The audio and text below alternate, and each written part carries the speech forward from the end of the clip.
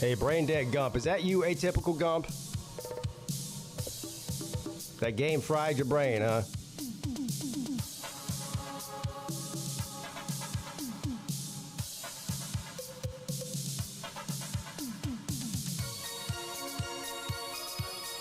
Oh, no, it's not him. It's somebody different.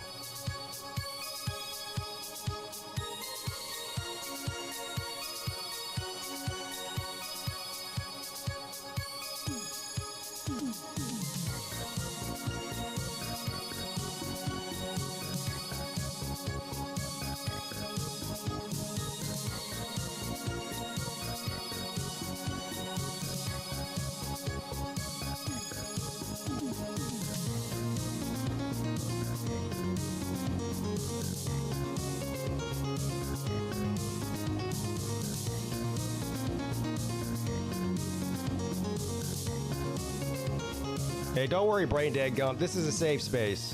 We got coffee and donuts afterwards. Welcome to the club.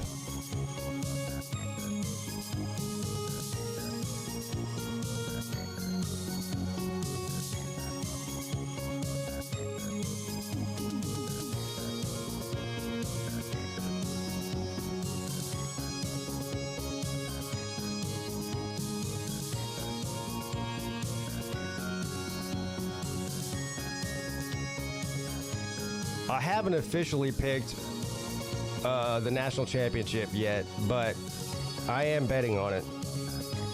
I lost every bet in 2023 on college football, so I figured it's 2024. Maybe my luck has changed. And right now, Washington's a 5-point dog.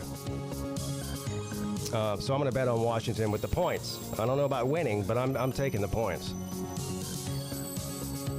I think everybody in America outside of Ann Arbor, Michigan is rooting for the Huskies to win this thing.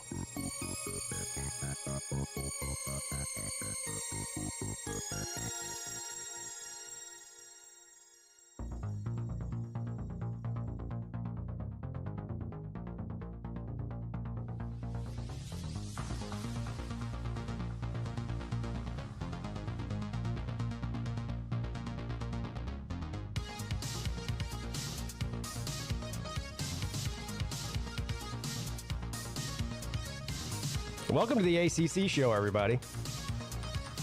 We'll be with you in just a second. Did you miss us?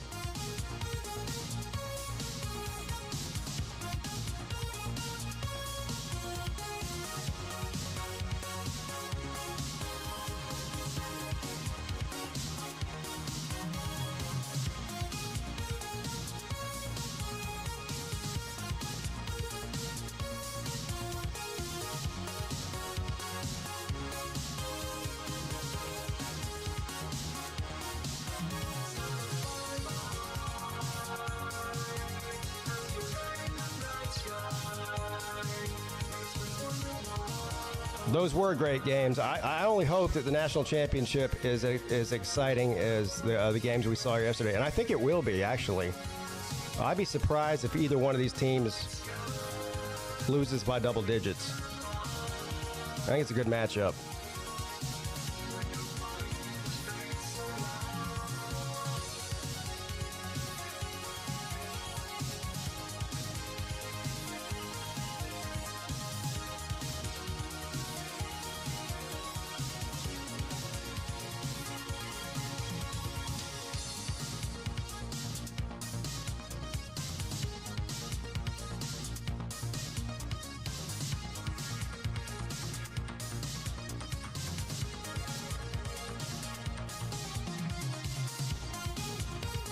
That's right, Robert.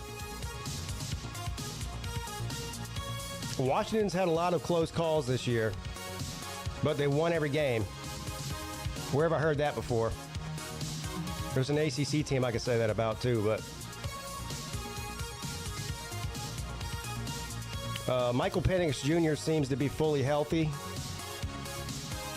and he's a problem.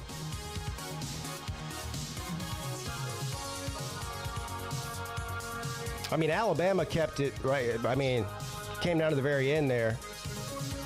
And Washington's offense is miles better than Alabama's is. Probably the best offense in the country.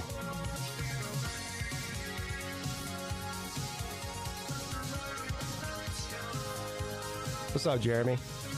I did enjoy it, yeah.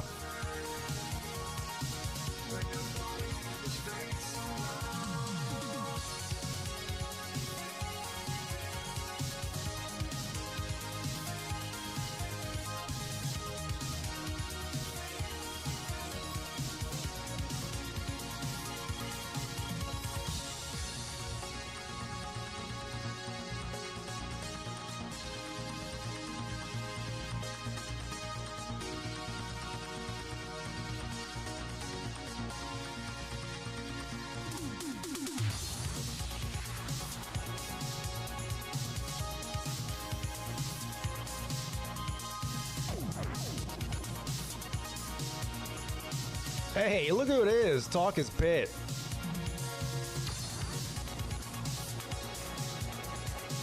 Hey, y'all look at this real quick.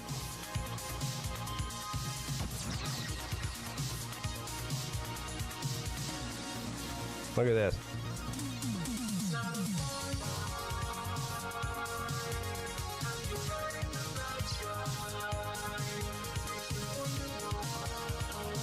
Six teams won at least 5 games. Well, won 5 games, not at least 5 games. They won 5 games in the bowl season.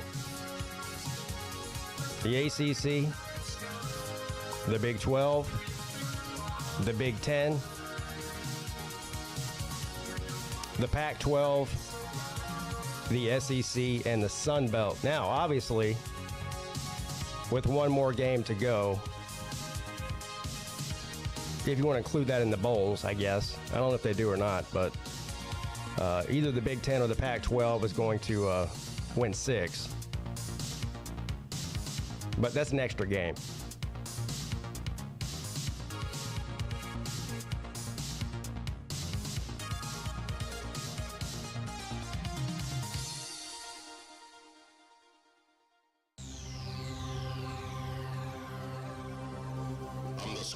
All right, let's get this thing going. What are we waiting on here? We'll start by turning that off. How does that sound? How come every time I do that, Sea-Dog doesn't come up? I don't get it. Hashtag professional. Let's try it again. There he is. What's up, Sea-Dog? Hey, man. Uh-oh. We got Robot Sea-Dog. Uh-oh. Robot. Yeah, Robot Sea-Dog. I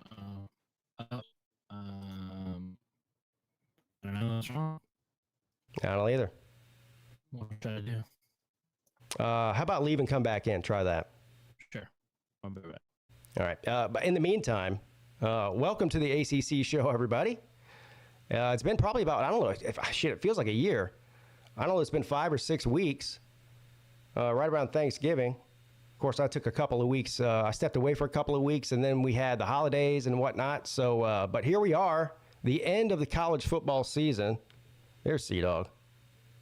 Hey. Hey. Sound better? Yeah, you sound fine now. Okay, good. Yeah. What's up, man?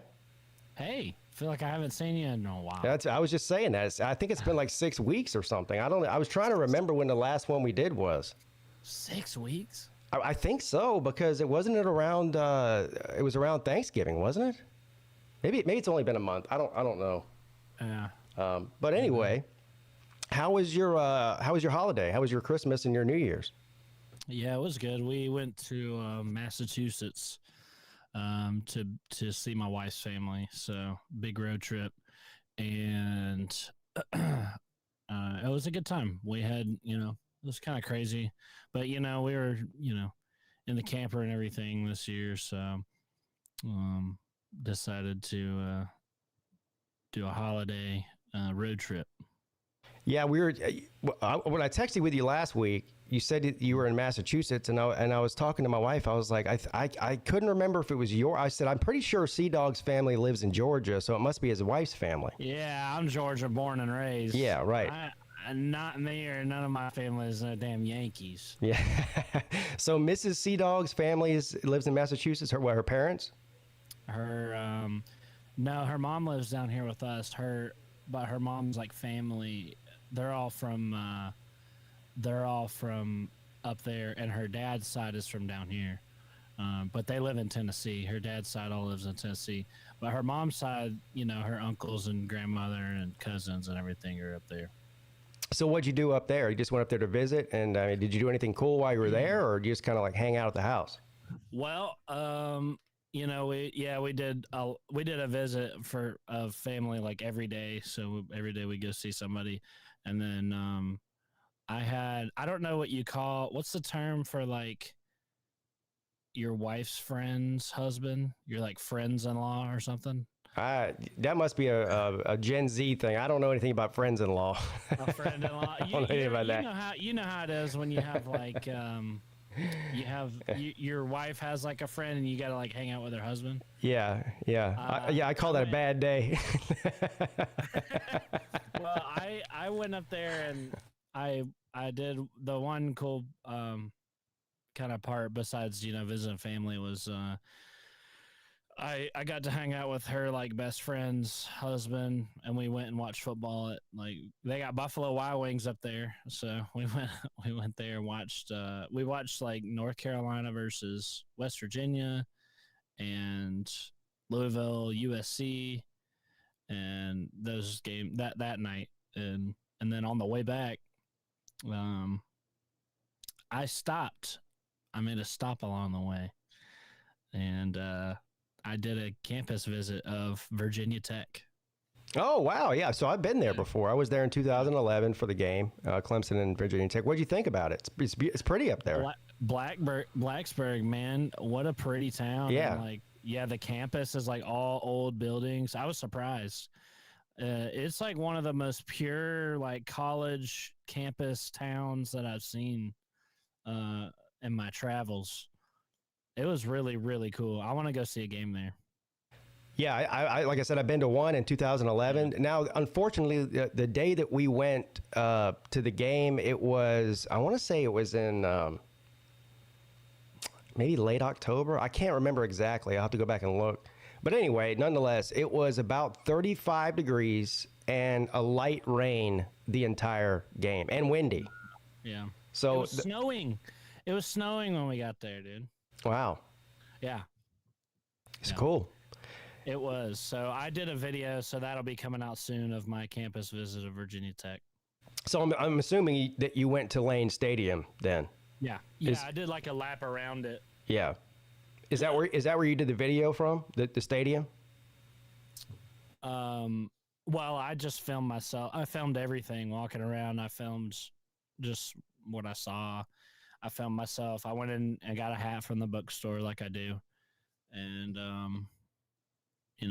Well, being that it was, I'm assuming it was Christmas break for the students, so there probably wasn't a whole lot of people around on campus, was there? No, there was like no one. Yeah, right.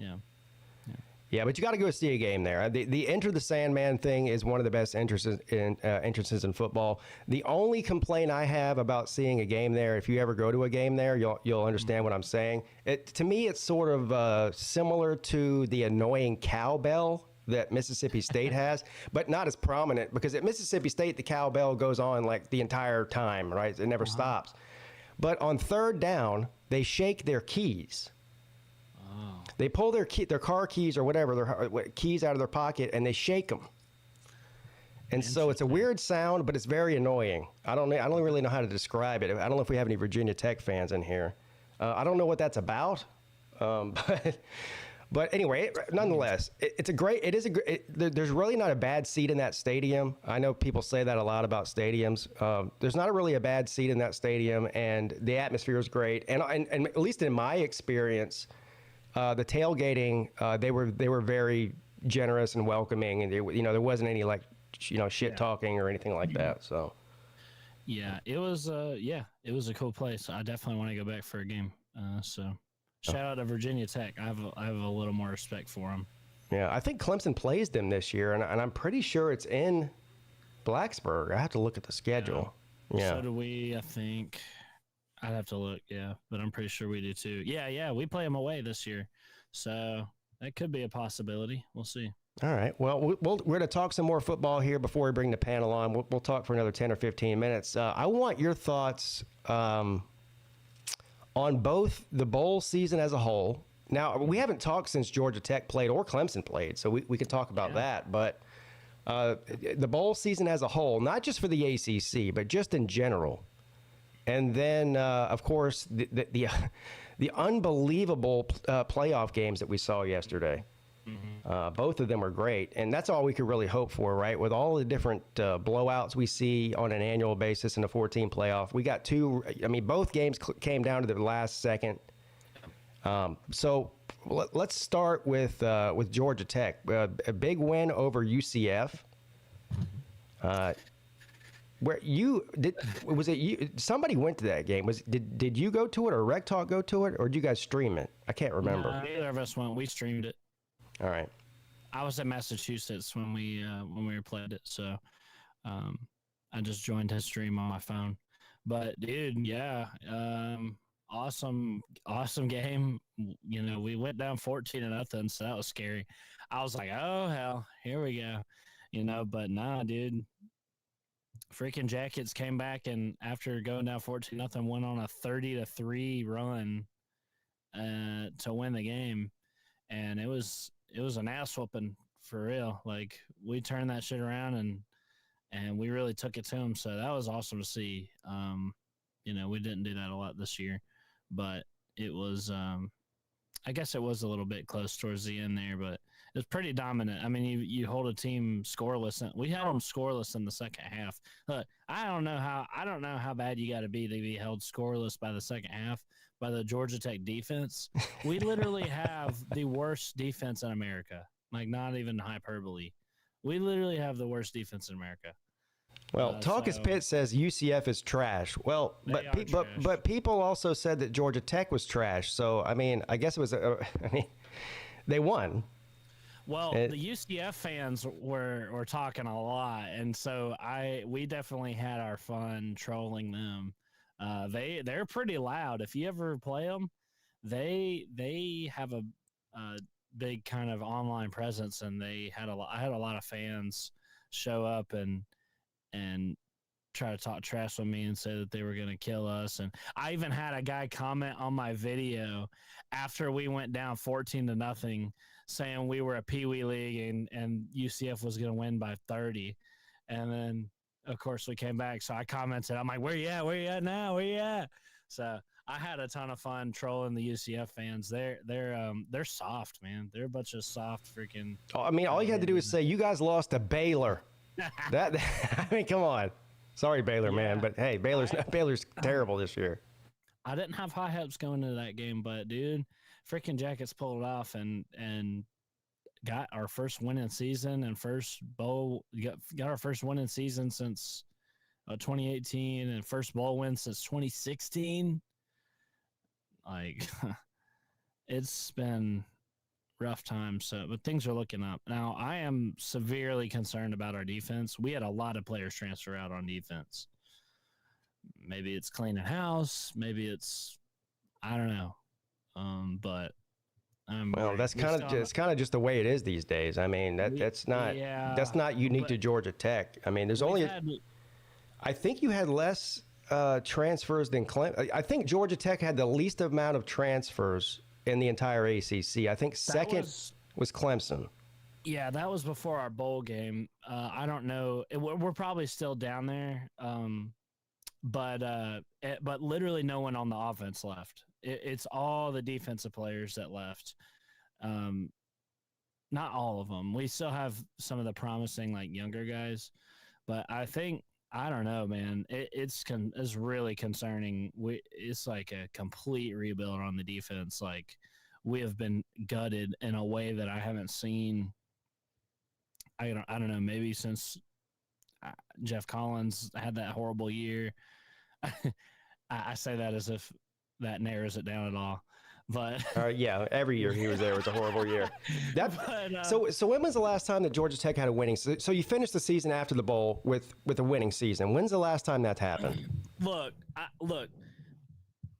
So there was all kinds. People are posting all kinds of stats now that are being broken of these like long streak, like pitiful streaks that we had that have now come to an end. First bowl game since 2018, first bowl win since 2016, first winning season since 18.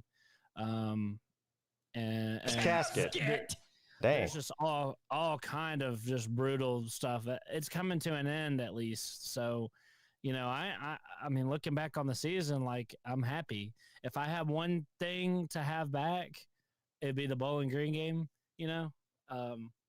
But other than that, it was a great season. I mean, growing pains in year one is all. I mean, you can chalk that up to this team's night and day, dude. Night and day, from what I was seeing under Jeff Collins.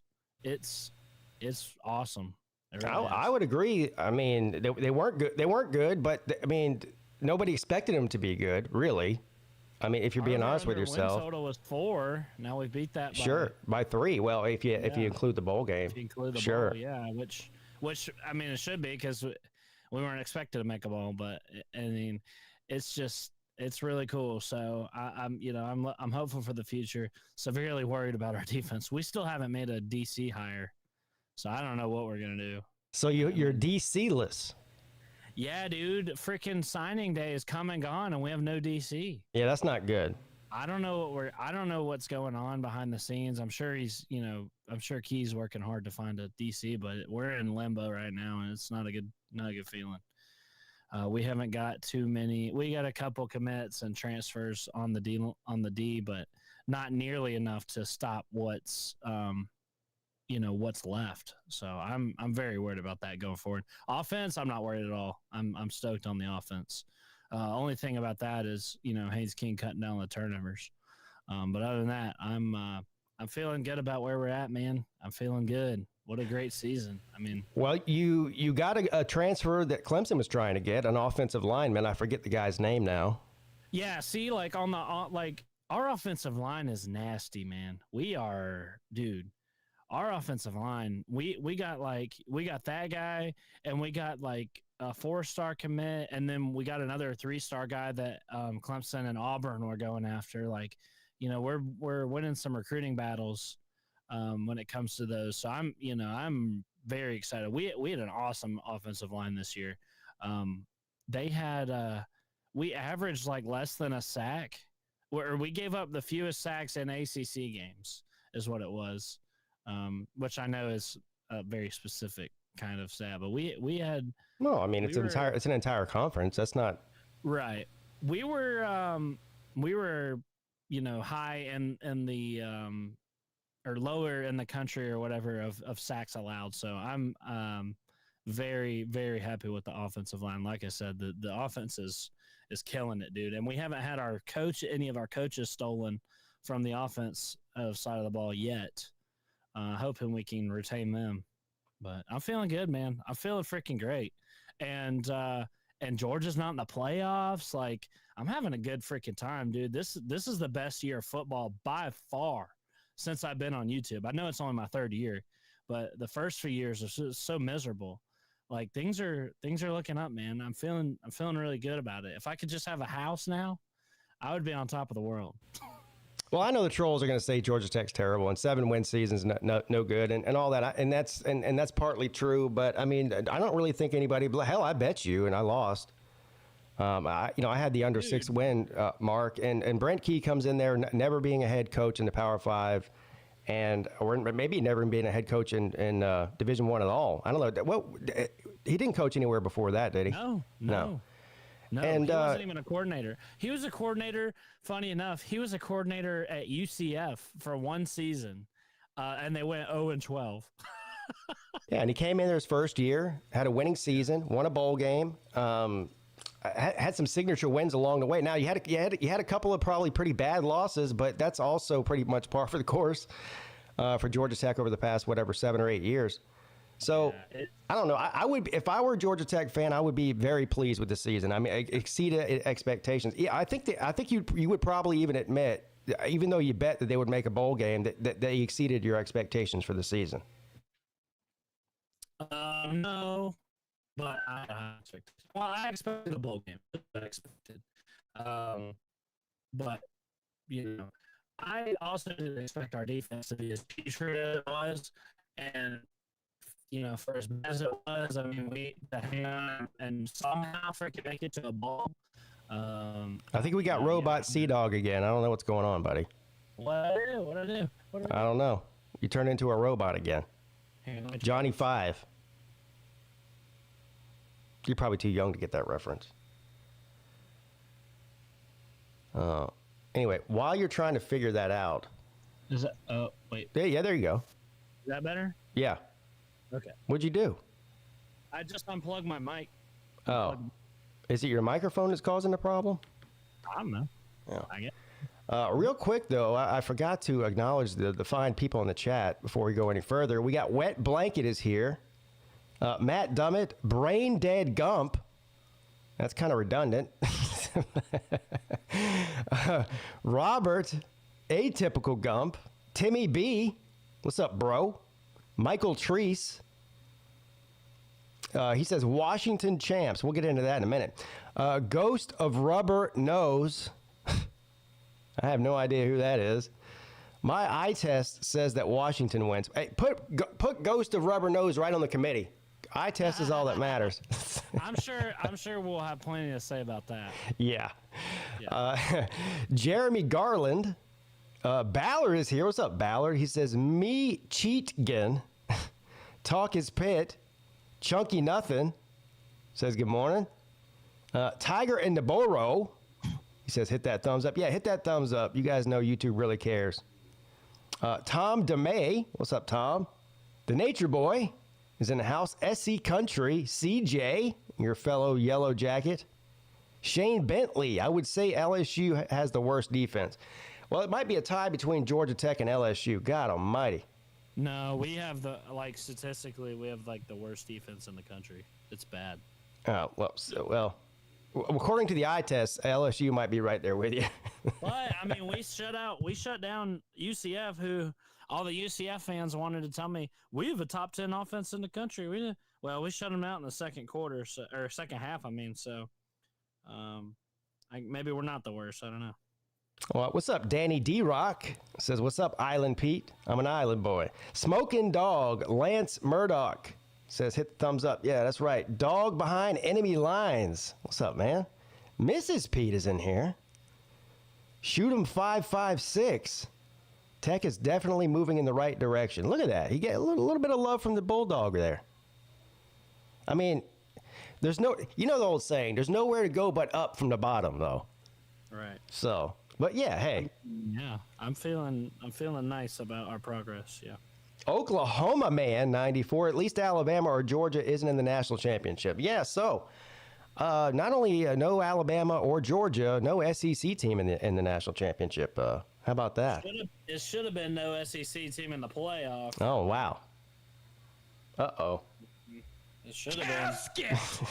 Yeah, and all these idiots think that Florida State getting blown out by Georgia was some kind of proof that like the committee got it right. No. Oh, listen, I've got a lot of thoughts on that whole thing.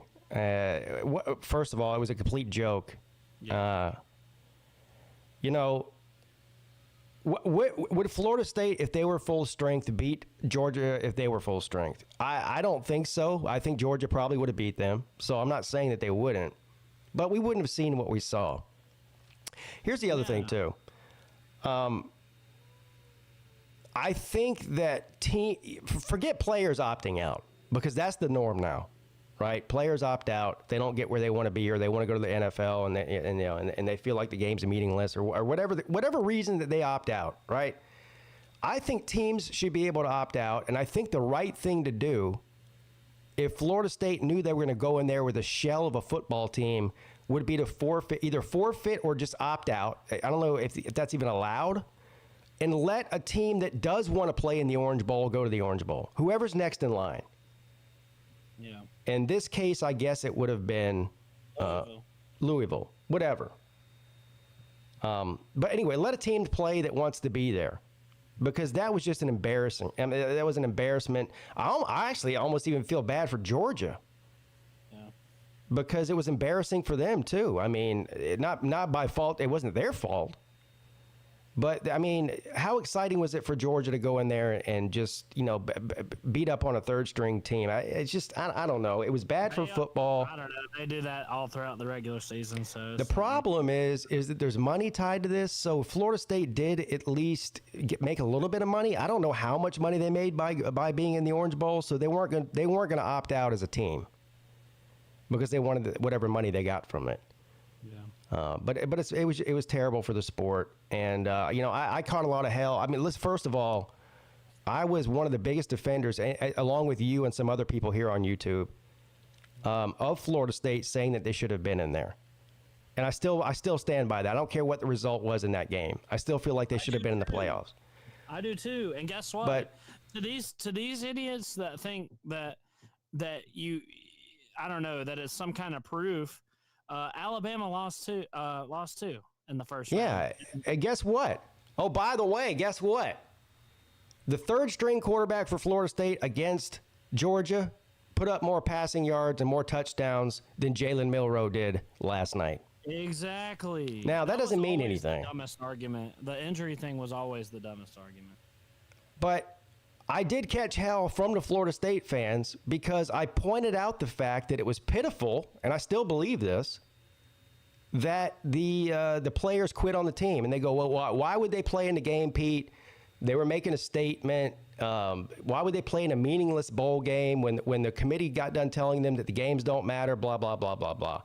Well, I'll tell you why. Because it's still the Orange Bowl, and you still have a chance to go 14-0. How many teams have gone 14-0 in history? I don't know what the number is, but it's not that many.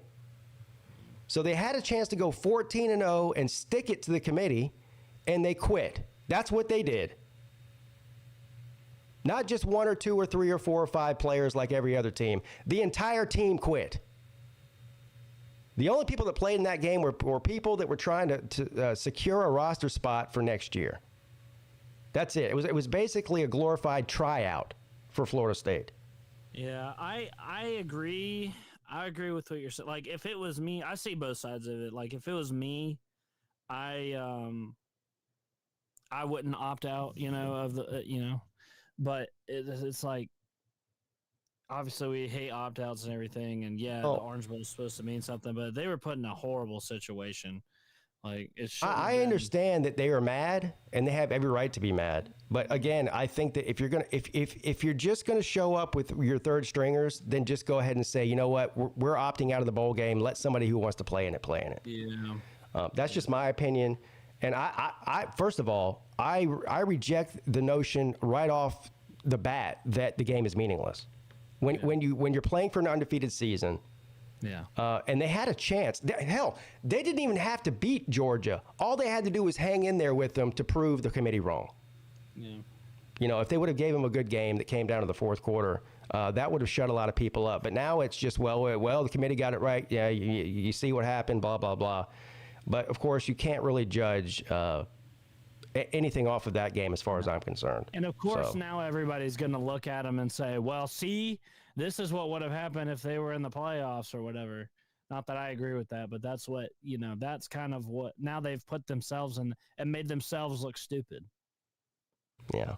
It was a bad look all around. Yeah. And you know what, partially, Clemson hardly had any opt-outs. Actually, I don't even know if they had anybody opt out. I think most of the people that didn't play for the Clemson Bowl game just were guys that were either transferring or going in the NFL, but they didn't, just not play in the game. Yeah, Clemson players don't opt out. Generally, no. I mean, that's a benefit of Well, that's not bringing in right. So that's the thing is you live. Nobody really. The transfer portal is a double-edged sword, right? Yeah. So I mean, you can build an amazing team like Florida State did, and all credit goes to Mike Norvell and that staff for building that team through the transfer portal, and it got him an undefeated season before the bowl, and that's great. But they don't really have any loyalty to the team at all. Right. Because they're just there for a year or two at the most, and then they're I've seen people get on to Mike Norvell about that. Mike Norvell didn't do anything wrong. I mean, he didn't do anything wrong. He can build the program through recruiting. He just did it faster. He did it. What's this year? Was his fourth year? Norvell, third or fourth? Yeah. Yeah. So it would have taken longer if he hadn't used the transfer portal. It's not his fault. I mean, he was able to. I mean, it's an important part of the game now. I've seen people get on to him saying, "Oh, you've got these guys for hire or whatever." He's doing what he's got to do. And this, okay, if you lose a game and get sent to the Orange Bowl and all your players opt out, then yeah, okay. But it's you shouldn't have to have that problem if you go undefeated. You should be in the playoffs. There's different levels to the transfer, the way that teams approach the transfer portal. You've got teams like Florida State and several others who build the majority of their starters through the transfer portal. And then you have teams on the entire other end of the spectrum like Clemson, right? Clemson's sort of the poster boy for this, who basically have zero transfers. Yeah. And there's ups and downs to both of those things. Now, I think it should be a happy medium between the two. I don't think that it's sustainable to build the entire team through the transfer portal, and that's what. And once you start doing that, you sort of get stuck in that cycle of having to do that year after year, because we already see what's going on with Florida State. I mean, how many people are transferring out of there? It's an ungodly amount, and so they're going to have to do the same thing they did last year and build the roster through the transfer portal again, not by fault of their own, but just because so many guys are leaving. And so you sort of get stuck in that perpetual cycle where teams like Clemson, who probably do need to get a couple of transfers, don't get any. But at the same time, they don't have a shitload of guys leaving every year. So you get more continuity. You get more guys coming back that you can coach and develop. And I think that's a good thing. And now, again, I think there's a happy medium between the two, and some teams get it more right than others. I think there's a lot of teams out there that do it the right way and don't build their entire team through the transfer portal, but they fill some holes with it, and that's probably really the right way to go. But I feel like once you get stuck into bringing in 20 and 30 transfers a year, I mean, look at Colorado. I mean, they're stuck in this. Colorado's team every year is going to look completely different than it did the year before. There's really no loyalty at all there. Right. So, anyway, let's move on before we open up the StreamYard here. Let's move on to the games that we saw yesterday. So the first one was the Rose Bowl, Michigan and Alabama. And I feel like that everybody in the country and their mother outside of Ann Arbor, Michigan, and Michigan fans that have around the country was sort of rooting for Alabama. I don't know where you stood in that. Normally I do, but no, I actually was not. For the reason of I don't think Alabama should have been in. I freaking put on my hat and roll tide all the time, dude. I love Alabama. I appreciate them. They're the only ones that have been consistently able to beat the damn Bulldogs in the past however many years. And okay, so I mean, I love Alabama. They didn't belong in the playoffs though. And so, yeah, I was a bit resentful about that. So, no, I was actually wanting Michigan to win. Now, of course, I'm going to completely change my mind and cheer for Washington because Michigan's a bunch of cheaters. I mean, you basically had two bad guys versus each other this game. Yeah. I think it was a great matchup. I'm not surprised at the outcome at all. And listen, credit to Michigan. Their defense is absolutely nasty. I mean, they shut down Alabama's offense like nobody else did this year, really. Well, and I'm less surprised. Well, as far as pure football, and watching, the teams play, I'm not super surprised. But I'm surprised Michigan did freaking, finally kind of get over the hump, and it was against Alabama. Yeah, both the teams I picked to win yesterday lost. So I predicted an Alabama and Texas national championship game, and boy, I tell you what, I'm done picking against Washington. I think that Michael Penix. See, for about the first 6 weeks of the season, Washington, in my mind, was clearly the best team in the country. I mean, they were just lighting the world on fire. Yeah. And then something happened, and I'm assuming it was Penix wasn't 100%. He had some sort of nagging injury, but he continued to play through it. But he didn't play great, and the defense sort of took a step back. But they continued to win, and then they were right at the end of the year. They came on strong, beat Oregon again, and then they put on that performance again last night against Texas. And right now, I think they're the hottest team. This game, I think, is hard to pick. You have what I think to be the best offense in the country against probably the best defense in the country. That's going to be the matchup that we're all looking at, 6 days from now, is that the Michigan defense against the Washington offense. I think it's going to be good, but I'm taking anytime I feel like there's an equal matchup, and I think this is a pretty equal matchup between these two teams. I'm always going to take the team with the more dynamic quarterback and the guy that knows how to win. And to me, that is Michael Penix. So they are an underdog by 5 points going into this game in Vegas right now. And I'm putting I'm putting my money on Washington with the points. I don't know how many people care about this or think this way, but I thought it was super cool when Alabama lost. It was like the remaining playoff field. You're going to have a new champion no matter what. I mean, none of these teams have ever been in the... Well, Washington's been to the playoffs before. They didn't make the national championship. They got blown out by Alabama, yeah. I was going to say in the Natty game. Right. None of them have been there, and none of them have won a Natty since... Like, Washington's never won an uncontested Natty, and then Michigan, it's been 97, and then Texas, it was like 05, right? So... it's pretty cool. I don't know. I thought that was cool that it's like guaranteed to be someone kind of new. I kind of like that. Yeah. Thank you, Mike Luca, for supporting the show. We appreciate you, brother. Does the eye test stop mattering in the playoffs? Muffed punts, muffed snaps, fumbles. Bama just didn't look good like the rest of this season. I wish an Alabama fan would let us know. I feel like, because I streamed at least 3 or 4 Alabama games this year, just the way the schedule fell. And I feel like that the snaps were a problem all year long for them. Milroe, listen, is Milroe like a dynamic Heisman caliber quarterback like he claims he is? I don't think that he is. He's a hell of an athlete, but I've got to give him credit. He was dealing with a bad offensive line and bad snaps all season long, and he really I don't think without Milroe they would even be in this situation. He made clutch plays at clutch times, and they put that game last night on his shoulders and on that last play, and he did kind of screw up.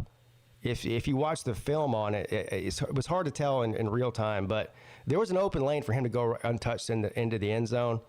But he, again, a bad snap, And I think that might have flustered him a little bit, and he tried to run between the tackles, and he just ran right into a wall. If he'd have ran to the left, there was nobody over there. Mm-hmm. But again, you can't expect a guy to be perfect. Right.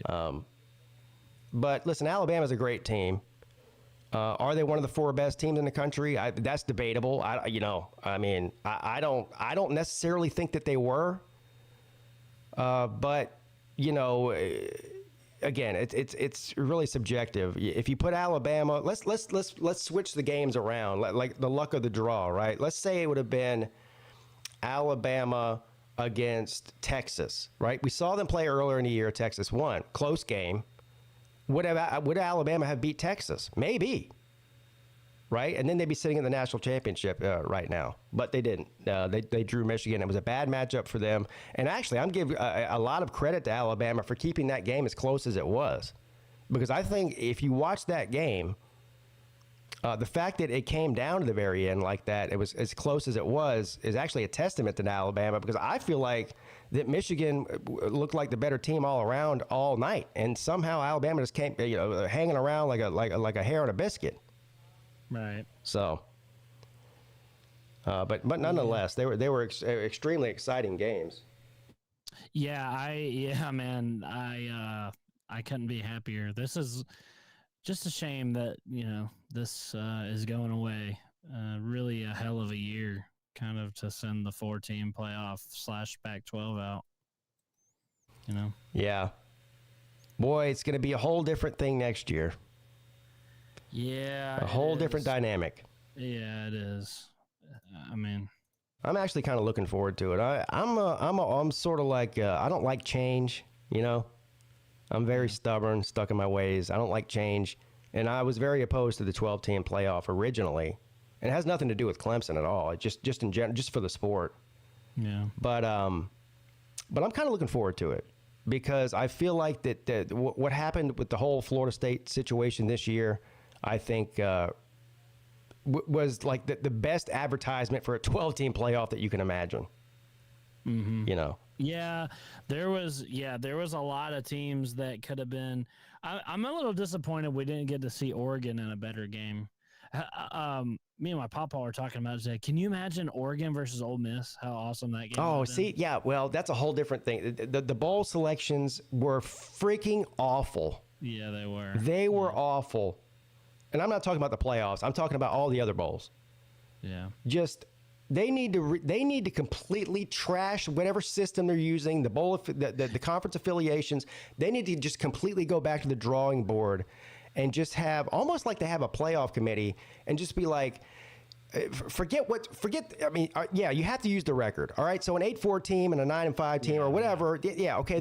You have to group those together. But once you get to that group, you need to look at what's going on outside of football and make compelling matchups. Right. Right? I mean, Clemson versus Oregon State would have been amazing. Well, DJ, didn't play, so I don't know. Yeah, well, that's true. It kind of takes that takes that away. But I'm just using that as an example. There's a million other examples from other teams. LSU.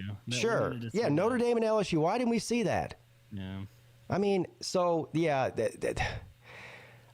I mean, it's all about TV money and TV revenue and getting eyes on the game and growing the game through creating new fans. But they don't pay any attention to anything outside that's going on, all the narratives outside of what's going on the field, and they should. It's an entertainment. I mean, it's an entertainment industry. Yeah. So treat it like such. Yeah. That's just my opinion. But just like I hate change, apparently so does the NCAA. So, yeah. Are you saying that this playoff committee needs to be redone and done away with? Yeah, yeah. And they owe us all an apology, and I want my apology.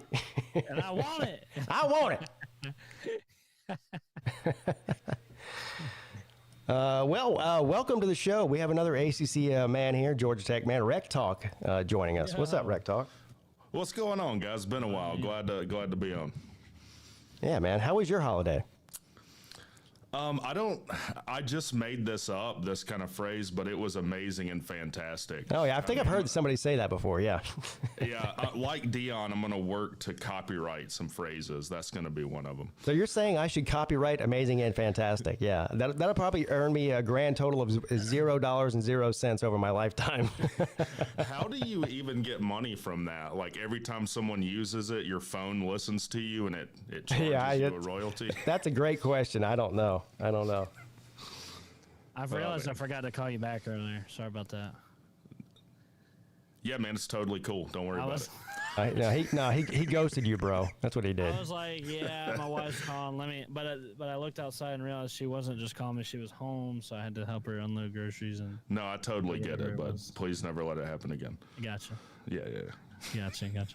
So you've been listening to the show so far, I'm assuming, Rec Talk. So do you want to chime in on any of this? Yeah, I left a comment. Like the big talk right now is like the Florida State thing. And now people are focused on the national title a little bit more. My thing with that was it felt like a half measure where like either play in the bowl game or don't. Like decline the invitation to play in the bowl because you're not going to have everyone's going to opt out, or convince your players not to opt out and be competitive. I think the somewhere in the middle is what it seems egregious to people. Yeah, and the Florida State fans got mad at me for saying that they were quitting, and it was, I don't know what my exact tweet was. I think I said something along the lines of, I hope the Florida State players that opted out are happy watching this train wreck, and of course the Florida State fans came at me, and but I really feel that is true. I mean, they quit on their team. They're an undefeated team, playing in one of the most prestigious bowls in the country. I know it's not a playoff game. I know that you should have been there. I agree with you. But to sit out the Orange Bowl because you're mad about getting left out of the playoffs when you're undefeated and you have a chance to stick it to everybody who doubted you, and just to lay down and take a beating at the hands of Georgia the way you did was embarrassing. Not only for the university, it was embarrassing for Florida State, it was embarrassing for the ACC, and it was embarrassing, in my opinion, for all of college football, all of Division I Power 5 football. Yeah, I can't speak for you guys. I feel like my relationship with the FSU fan base is like a horrible relationship I've had with a woman in the past, because we were on the forefront, I felt like, of defending them for not getting in the playoffs. But on the other side of it now, I feel like they want their cake and they want to eat it too. So, the bowl went like it did. Well, you can't criticize that either. It's completely justified what happened. Well, no, it's not. It's not justified what happened because you got left out of the playoffs. If you felt that way, then you should have not accepted the invitation. I also hate them for what they're doing about the ACC, but that's another thing, I guess. Well, they're suing the wrong people. I know me and C-Dog talked about this. Their grievance is with ESPN, and they want to act like this is the last straw, like things were hanging on by a thread and this was the last straw. No, this is the main straw, getting left out of the playoffs. And I agree with them. Like, it's a huge issue. It's not the ACC's problem, though, or it's not their fault that it happened, but they're much easier to litigate against than Disney. So that's why I think they're suing the ACC. Yeah, we haven't even talked about that yet. That's a whole nother dynamic to this that we haven't talked. I haven't been on YouTube that much in the past month. So, but yeah, the lawsuit that's going on. What do you guys think about this? Because first of all, it's unprecedented. This has never happened before. I think the closest thing that happened was when Maryland tried to leave the ACC. When they left. Now, they weren't locked into a grant of rights through 2036 like Florida State and Clemson and the rest of the ACC teams are. But I believe they did have a battle with the ACC. I mean, of course, anytime a team tries to leave a conference, the conference is going to push back, right? They succeeded in that. Now, that was not anything near what we're looking at now. But we haven't seen that. Like, in other words, like anytime there's a court case, you can say, well, we can refer back to the United States versus so and look at the ruling there, and they'll make a ruling based on that. We don't have that with this. Yeah, there's no precedent, and I don't think people realize how massive of a deal this is. This just doesn't affect the ACC. This affects every conference. If Florida State wins this court case, then you've set the precedent that any grant of rights doesn't hold water, and any team can leave any conference any year for any reason. Yes, and even more immediate than that, if Florida State, and this is a big if, I'm not pretending to know either way, because I have no idea how this is going to play out. I'm just sitting back and watching like everybody else. But let's just say if Florida State wins this, the ACC is done. Yeah. Because it's a domino effect. Oh, yeah. North Carolina, Clemson, Miami, Virginia Tech, they're all next, and probably Louisville. But I don't understand. I don't know what you or Sea-Dog think about this, where other teams have kind of like put their toe in the water, like we're considering a lawsuit. Why not just let Florida State shoulder the financial burden? Because that's something else I don't think people realize, how much money this lawsuit is going to cost. I mean, this is massive. Yeah, that's a great point that I haven't even thought of, because I feel like Florida State's probably sitting back there because they know that teams like Clemson and North Carolina and a few others are looking to get out probably, but they're not willing to go to the lengths that Florida State is. And so, if you're Clemson, I don't want to get involved in this. I mean, just let them deal with it. Right. Yeah. Right. Let Florida State write the check, because this lawsuit might cost a significant fraction of what their buyout would be anyways, and you might be near the end of grant of rights by the time all appeals are exhausted. Yeah, and I've actually gone down the rabbit hole, on YouTube and just on the internet in general, and sort of looked at different lawyers' perspectives on this, and I've seen both sides. Like, some lawyers I've read that have said that Florida State does have an actual case here and might win, and I've heard other lawyers say they've got no shot. So I have no idea. I don't even know how long this is going to drag out for. I mean, is this like a 2 or 3 year process? Because we know how, anybody who's been involved with any sort of court case knows that nothing happens quickly in the court system. I mean, it's not like we're going to know. It's going to be longer than that. Right. I mean, I'm not a lawyer, obviously, but from what I've seen, these types of cases can be a decade long. I mean, but from the time it started to all appeals are exhausting, you could be looking at a decade, I feel like. Well, by that time, the grant of rights, they'll be able to afford to get out on their own. That's kind of the point. It's like. That's why I think it's stupid. Yeah, right. But anybody who thinks that all of a sudden, before next season, we're going to get a ruling on this, we're not. So this is going to drag out. And you made a great point there. Like, how much money is it worth for Florida State to spend on trying to get out versus just waiting it out for a few years and buying themselves out? That's a good question. I don't know the answer to it. But it's a huge. It is huge. It is huge, and I hope they win. Yeah. I know. Never admit that, Sea-Dog. I actually hope they get screwed over because of this.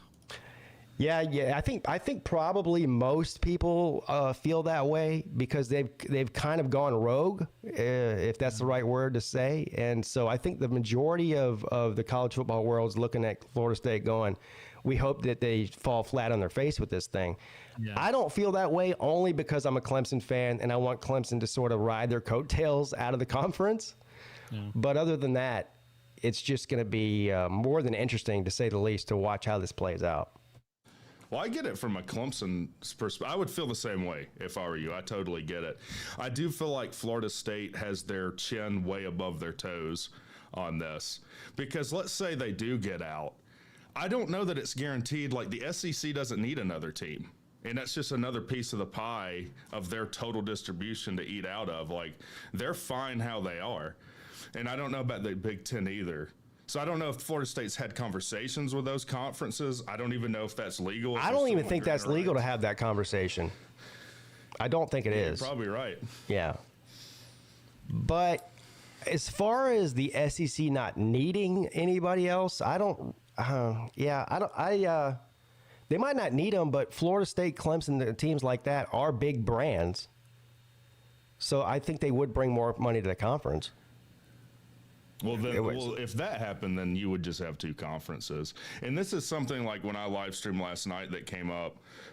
People just said do away with conferences, but then you're in the NFL, and I feel like most people are either NFL fans or college football fans. If I wanted to watch the NFL, I would just watch the NFL. Well, forget about it. It doesn't matter if it happens in the next 10 years or if it takes 20 years. We're headed that way. That's just, I mean, it started with the transfer portal and the NIL was sort of the base line of it, but we're headed towards that. And I wouldn't be surprised if by somewhere, I don't know, whenever the TV contract up for the 12-team playoff is, when that's up, they're going to expand to 24 or 32 or whatever it is. We're moving in the NFL direction, is what I'm trying to say. Yeah, and like I can accept that. I just, as a college football fan, like I don't like it. I mean, I'm still going to watch. I think it's hilarious when people say, well, I'm not going to watch anymore. Yes, you are. Yes, you are. I will too, and I hate it. But. Sure, and I said the same thing about the expansion of the playoffs originally. I never said I wouldn't watch. I don't like it.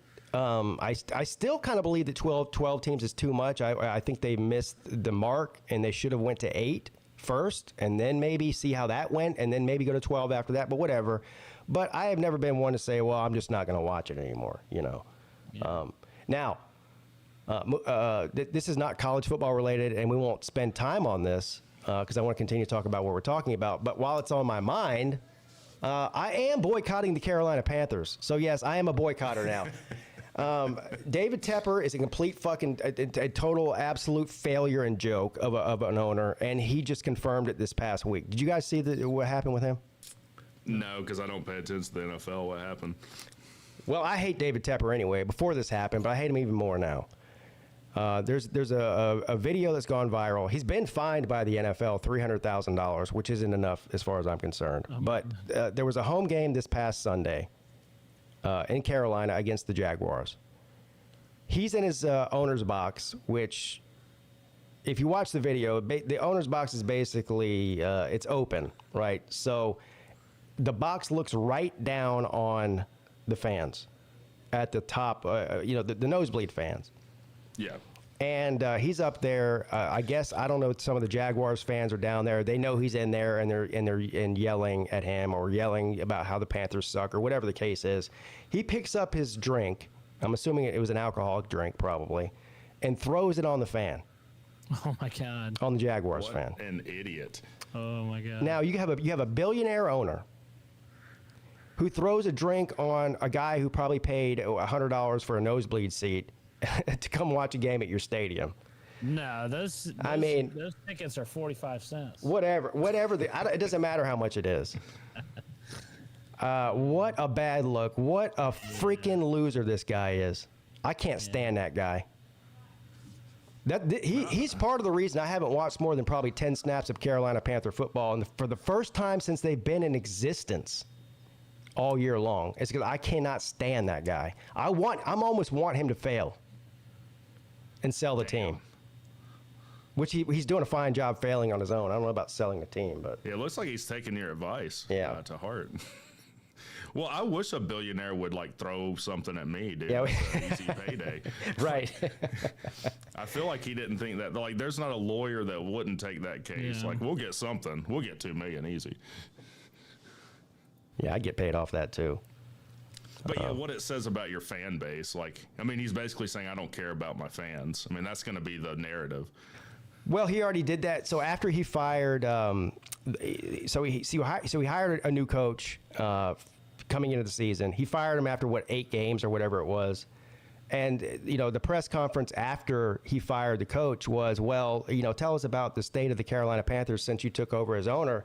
And he goes, well, we're bringing more business into Charlotte. We're selling out more. We're doing twice as many concerts in Bank of America Stadium that have ever been done here before. And they go, that's great, but what the fuck does that have to do with the football team?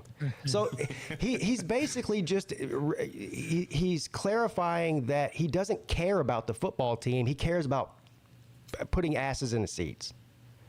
And anybody who's watched a Carolina Panther football game over the past 2 seasons, especially this season, the stadium is taken over by the opposing team every week. The Carolina Panthers fans have checked out. I don't want to talk about this topic. Well, yeah, I you can relate, huh? I don't know. Does that happen to the Falcons too? We're starting to fight back now. We are. I mean, winning heals a lot of issues. Yeah, I will say that. We are healing. He looks at Bank of America Stadium as a place to sell concert tickets, not win football games. That's my point. And not but good. he's the worst owner in the NFL. That's just all there is to it. Nobody can convince me. He's worse than Jerry Jones. He's worse than Arthur Blank. I don't even know some of the other terrible ones, but he's worse than them too. All the ones I've never heard of. Yeah, all the ones I've never heard of, he's worse. You can't convince me any different. Anyway, enough about that. Back to the ACC. Did you see the graphic I put up earlier, Rec Talk? Let me put it up again here. I did not. I'll put it up. I don't know if you'll be able to see it unless you're on YouTube. I can. Yeah, I can see it. So, we'll go through the bowl games here in a second. But so this is interesting. I didn't even know this until I pulled it up to start the show here. But so no teams, no conferences rather, won more than 5 games in the bowl season. You had 5 teams that did. 5 conferences that did. The ACC went 5-6, so they won 5 games. The Big 12 went 5-4. The Big 10 went 5-4. The Pac-12 went 5-3, and the SEC went 5-4. So nobody won more than 5 games, but the ACC was one of them. And they had more bowl teams than anybody, so I guess they had a better chance statistically to do so. So statistically, the Pac-12 has the best. And they might win a national championship, which I think is kind of poetic for this season, as sad as it is. And we still have a winning record against the SEC. Still have a winning record against the SEC. Also, and I don't have a graphic for this, but this is just something I read, is that not Clemson. The ACC had, I believe, 10 teams with winning records over the season, which I believe has only happened one other time in the playoff era by any conference. Wow. So, and Tech would be in that too. Tech would be, well, that's probably the reason that they had 10 is because the Tech overachieved. You're welcome, ACC. On a day's work. So the terrible ACC had just as many bowl wins as any other conference, and also for only the second time in the playoff era had 10 teams with a winning record. So suck it. Suck it, SEC and Big Ten fans. Yeah, that is interesting. Anyone who's not an ACC fan, well, really, it's just SEC fans, right? Oh, the ACC's horrible. They're so bad. It's like, well, why is there no data to support this then? Mm-hmm. I feel like any conference can, find something to support it. I guess that's what makes the sport so great, because they can pull up our bowl record, but we can pull up our record against the SEC. So, it's like, I don't know, it's always, it's funny. Well, looking at some of these games, well, to be fair, the ACC did end up with a losing record in the bowl season, unfortunately. I thought they were going to have a winning record, at least by 1 game, but there's a couple of teams that really let us down big time. Yeah. Of course, Clemson and Georgia Tech weren't one of them. They took care of their business out of conference. But dude, Louisville, man. Yeah, Louisville. Oh, God dang. No, the hell with them. Well, I want to talk about North Carolina and how garbage they are. I was going to go the Miami route. Do we? Should we get? Well, should we? Well, there's a lot of things to pick from. I guess we could start from the bottom, right? With Syracuse. Yeah, I got it up on the screen right now. South Florida and Syracuse. Syracuse got absolutely curb stomped and smoked by South Florida, 45-0. But South Florida. Well, they don't have a quarterback. Syracuse has no quarterback. Well, apparently they don't have anything. I mean, they put up a big nothing burger. 0 points against South Florida. I mean, how is that even possible? South Florida, dude. South Florida. Sir. I don't know. Didn't they give Alabama fits earlier in the season? Yeah, that was. Yeah, I guess they're a pretty good team. Yeah, I'm not saying that. I'm trying to justify what I see. Well, you really can't justify it. I mean, I know that the excuses from Syracuse fans will be, well, they fired Dino Babers, so the team, didn't care or whatever. But Syracuse should care about every game they play, especially a bowl game. I mean, They've only the last time that what was the stat that we read last ACC show? Sea Dog, the Syracuse the bowl record over the past 10 years is abysmal. I think they've only been to 2 bowls and they're 1-1 in those or something. It was bad. Yeah. Well, they're just bad in the end of the season. Like when we played them, I think they're like over the past however many years, they're like 4-20 in November. Yeah, like they're just not good at the end. You're right. They started out the season hot, which they've done several times, and then they just sort of fizzle out like a candle. They just fizzle out. But sounds like North Carolina. But I bet you if Dino Babers had been coaching, that this game would have at least been competitive for most of the game. But no, they fired him for no reason. Yeah, I don't get that. I mean, I think what he did with what they had, not having a quarterback, was respectable, at least. I think they made a good hire, though. They got I forget his name, the defensive backs coach from Georgia, right? It was such a good hire, you don't know who it is. Yeah. Yes, exactly.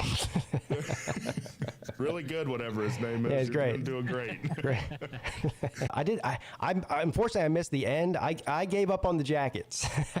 You did. I thought the game was over, and I tuned out. On the Jackets. Oh, yeah. Well, you and Jackpot both. Jackpot was talking shit on Twitter. Yeah, he made a video. He bet $100 money line on Georgia Tech, and he made a video saying how bad we suck. And then he had to rescind it. So he won his $100 then, though. Yeah, he did. Yeah. Off our Jackets' hard work. Yep. I could have. I mean, he should have consulted one of us. We would have said, "Don't do that." But never bet on Georgia teams in general. What are you doing? Don't do that. But. No, I'm thrilled. I mean, we were down 14-0 in that game, and then we went on a 30-3 tear. Mm-hmm. And Central Florida is not a bad team. They had the 7th-ranked offense, like the 4th-ranked rushing offense, and we had like the 129th-ranked rush defense. Yeah. So we were able to muster something up there, and we needed that to keep progressing as a program. So I'm happy.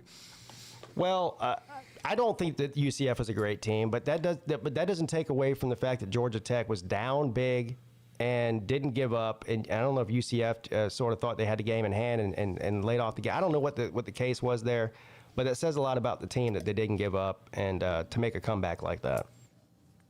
Yeah, I'm not saying they're a great team. They're not a bad team, though. No, they're not bad. Duke took care of Troy 17-10. Not really much to say about that, really. Other than they had a coach change and didn't get beat 45-0, they found a way to handle business. Yeah, and of course they have a recycled ACC coach coming in to coach them next year. What a crazy hire that was! I didn't see that coming from a mile away. Did you? I didn't either. No. Manny Diaz. I think it's a good hire for them, though. Yeah, it's not bad. I mean, I don't really know who else they would have got. Right. Yeah. I feel like it's a good hire. I think it is funny, though. I mean, to see Manny Diaz on the sideline wearing a Duke shirt is going to be funny. Does Duke play Miami next year? Yes, they do. They do, yeah. Can you imagine the Miami meltdown? I've got to see it. Oh, if man. Duke beats them, dude. Oh, the Touchdown Tim article, if Manny gets one up on him. Oh, well, just imagine the post-game press conference with Manny Diaz if he beats Miami next year. I mean. You think he'll be classy about it? If I were him, I'd go scorched earth. Yeah. Why not? If I fired him on the recruiting trail, I'd be like, fuck Miami. Yeah. But I do agree I think it's a decent hire for Duke. Virginia Tech and Tulane. This was a fun game. Did you guys watch this one? I did not. Oh yeah, I watched it. Yeah, that was a great. Yeah, it was a great game. Well, for a while at least. Yeah, I mean, look, Tulane came out hot, right? They came up, they went up, and Virginia Tech it was very similar to the Georgia Tech and UCF game. Virginia Tech battled back and then just was off to the races and it was basically unstoppable. I think that's a big. Listen, I know it's Tulane, I know it's a Group of 5 team, blah blah blah blah blah. All the haters out there. I believe this was a signature win for Brent Pry. I really believe that. I agree. I kind of see a lot of similarities in Virginia Tech to us this year. You know. Yeah, I can see. Yeah, I mean, overachiever. Is that what you're saying? yeah, just a lot of parallels. Not really expecting much, and then, you know, go 6-6. Had a nice bowl game. I don't know. Good for them. They were kind of under the radar this year. Like all of a sudden, I look down and it's like, man, Virginia Tech is doing a whole lot better. And look, Tulane, I can definitely say is not a bad team. Tulane's been one of the better Group of 5 teams for a while. And in years past, Tulane would have beat the brakes off Virginia Tech. So I do think it's a marquee win. Yeah, Tulane is a team that whenever the ACC was looking to expand, that's one of the teams I wanted to come to the ACC. Because I think they fit the profile academically and, athletically. Yeah. But we went out and got SMU and Stanford and Cal instead. But whatever.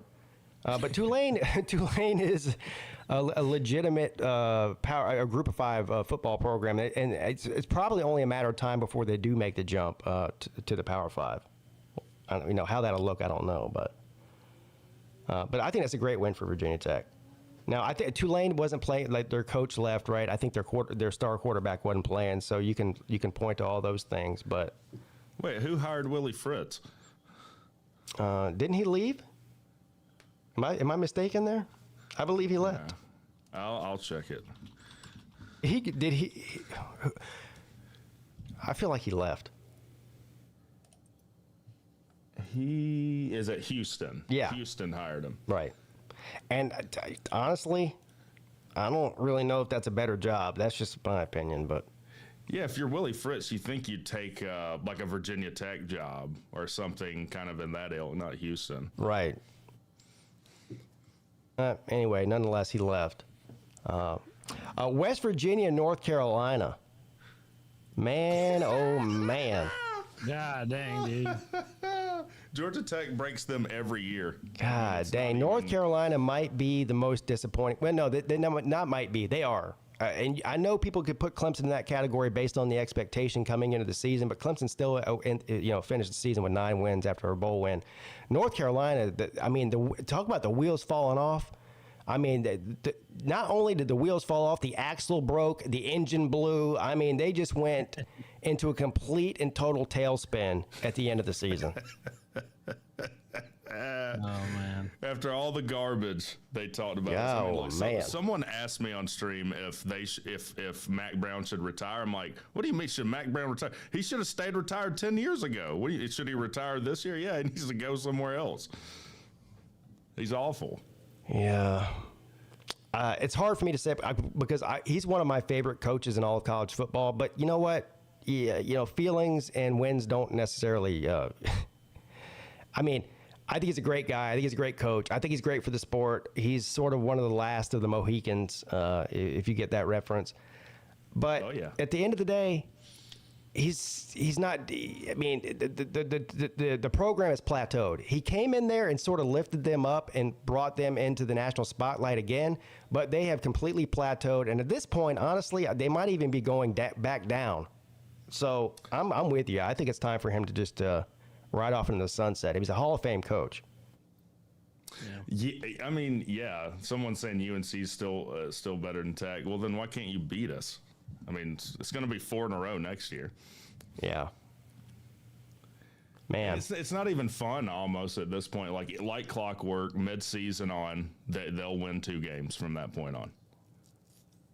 Yeah, and that might not even be guaranteed now because Drake May's gone. So, I mean, without Drake May, dude, they're like a 6-win team. Yeah, I'm kind of with you there. Don't go to North Carolina. I'll be interested to see what the win total is in Vegas coming into next season. It's going to be somewhere around that 6 or 7 win mark, I think. And they might be lucky to make a bowl game. I'm with you. And they haven't, as far as I know, and maybe somebody can correct me, have they made any sort of coaching changes as far as coordinators? I mean, what's going on with Gene Chizik? I don't know. I mean, I don't know if he's got naked pictures of Mac Brown or something. I don't know why he's still there. It'd be more interesting to watch than the bowl game they were in. No, I'd rather watch the bowl game than look at naked pictures of Mac Brown. Don't be weird, dude. You'd look at the pictures. All right, I'd look. I'd look once. There you go. See? More people look at. Tar Heels for Life says Chiswick got fired. So I guess that you're going to see those pictures soon then. Oh, he did get fired. All right. Yeah. Well, what's the word on a hire then? That's more important. Like who's going to replace him? I would say, well, never mind. I'm not going to say that. Say it, dude. No. You prepped it. I know I'm not going to say it. The bulb is primed. Anyway, a great win for West Virginia, I guess. But what a pitiful performance. That was one of the most pitiful games of the bowl season. If you watched it, it was just terrible. I mean, well, for North Carolina anyway. Southern Cal and Louisville. Now, talk about another terrible game for the ACC. This was disappointing and unforeseen. I really thought that, Louisville could do it. I mean, and South Florida's or Southern Cal's not even that good, man. No, they're not. Like, what the fuck? It wasn't even Southern Cal. It was Southern Cal's little brother. I mean, like literally anybody could name nationally played in that game. Really, I mean, wow, what an absolute embarrassment for Louisville. It's an embarrassment for the ACC because your two teams that went to the conference championship got smoked. Yeah. So that pisses me off with Louisville and UNC. Yeah, well, that's part of it. The other part of it is that Southern Cal again was playing. It was sort of like the reverse of what we saw with Florida State and Georgia, right? I mean, Southern Cal was playing with a shell of a team. Louisville wasn't. And it wouldn't even been so bad if they had lost, right? I mean, because any given day, 2 Power 5 teams play, one team, one loses. It's not that big of a deal. It's the way they lost. They just got completely curb stomped. Yeah. It wasn't even competitive. Yeah, that was sad. Oh, man. Well, it was still a great season for Louisville, but they ended the season on a terrible note. I don't know what... Yeah, 3 straight losses to end the season. 3 straight losses, and 3 pretty bad ones too. I mean, the Kentucky loss wasn't terrible. At least that was competitive, but the other 2 were pretty bad. Yeah. I don't know what that means for them going into next season. Now I know me and Sea-Dog both weren't very high on Louisville coming into the season. They got a lot of hype coming into the season in the ACC, and mainly because of their schedule, the way it laid out. They didn't have to play any of the real tough teams on at least the way that was projected. But they took care of business. I mean, they won a bunch of games. They won a bunch of close games, and eventually the chickens came home to roost. You know what I mean? It caught up with them. Until Kentucky, right? Huh? That was their first loss. Kentucky was their first loss, right? That was the end of the regular season. Yes. Yeah. And I was with you. I was like, first-year head coach, or not first-year head coach, but for them, like a ton of transfers. But that was one of the things I was flat. Wait, no, they lost the game before that. Didn't they lose to Pitt? They did. You're right. They lost to Pitt in the regular season. Okay. And then they lost to Kentucky, and then they lost to Southern Cal. No, so they had 4 losses. Yeah. Yeah.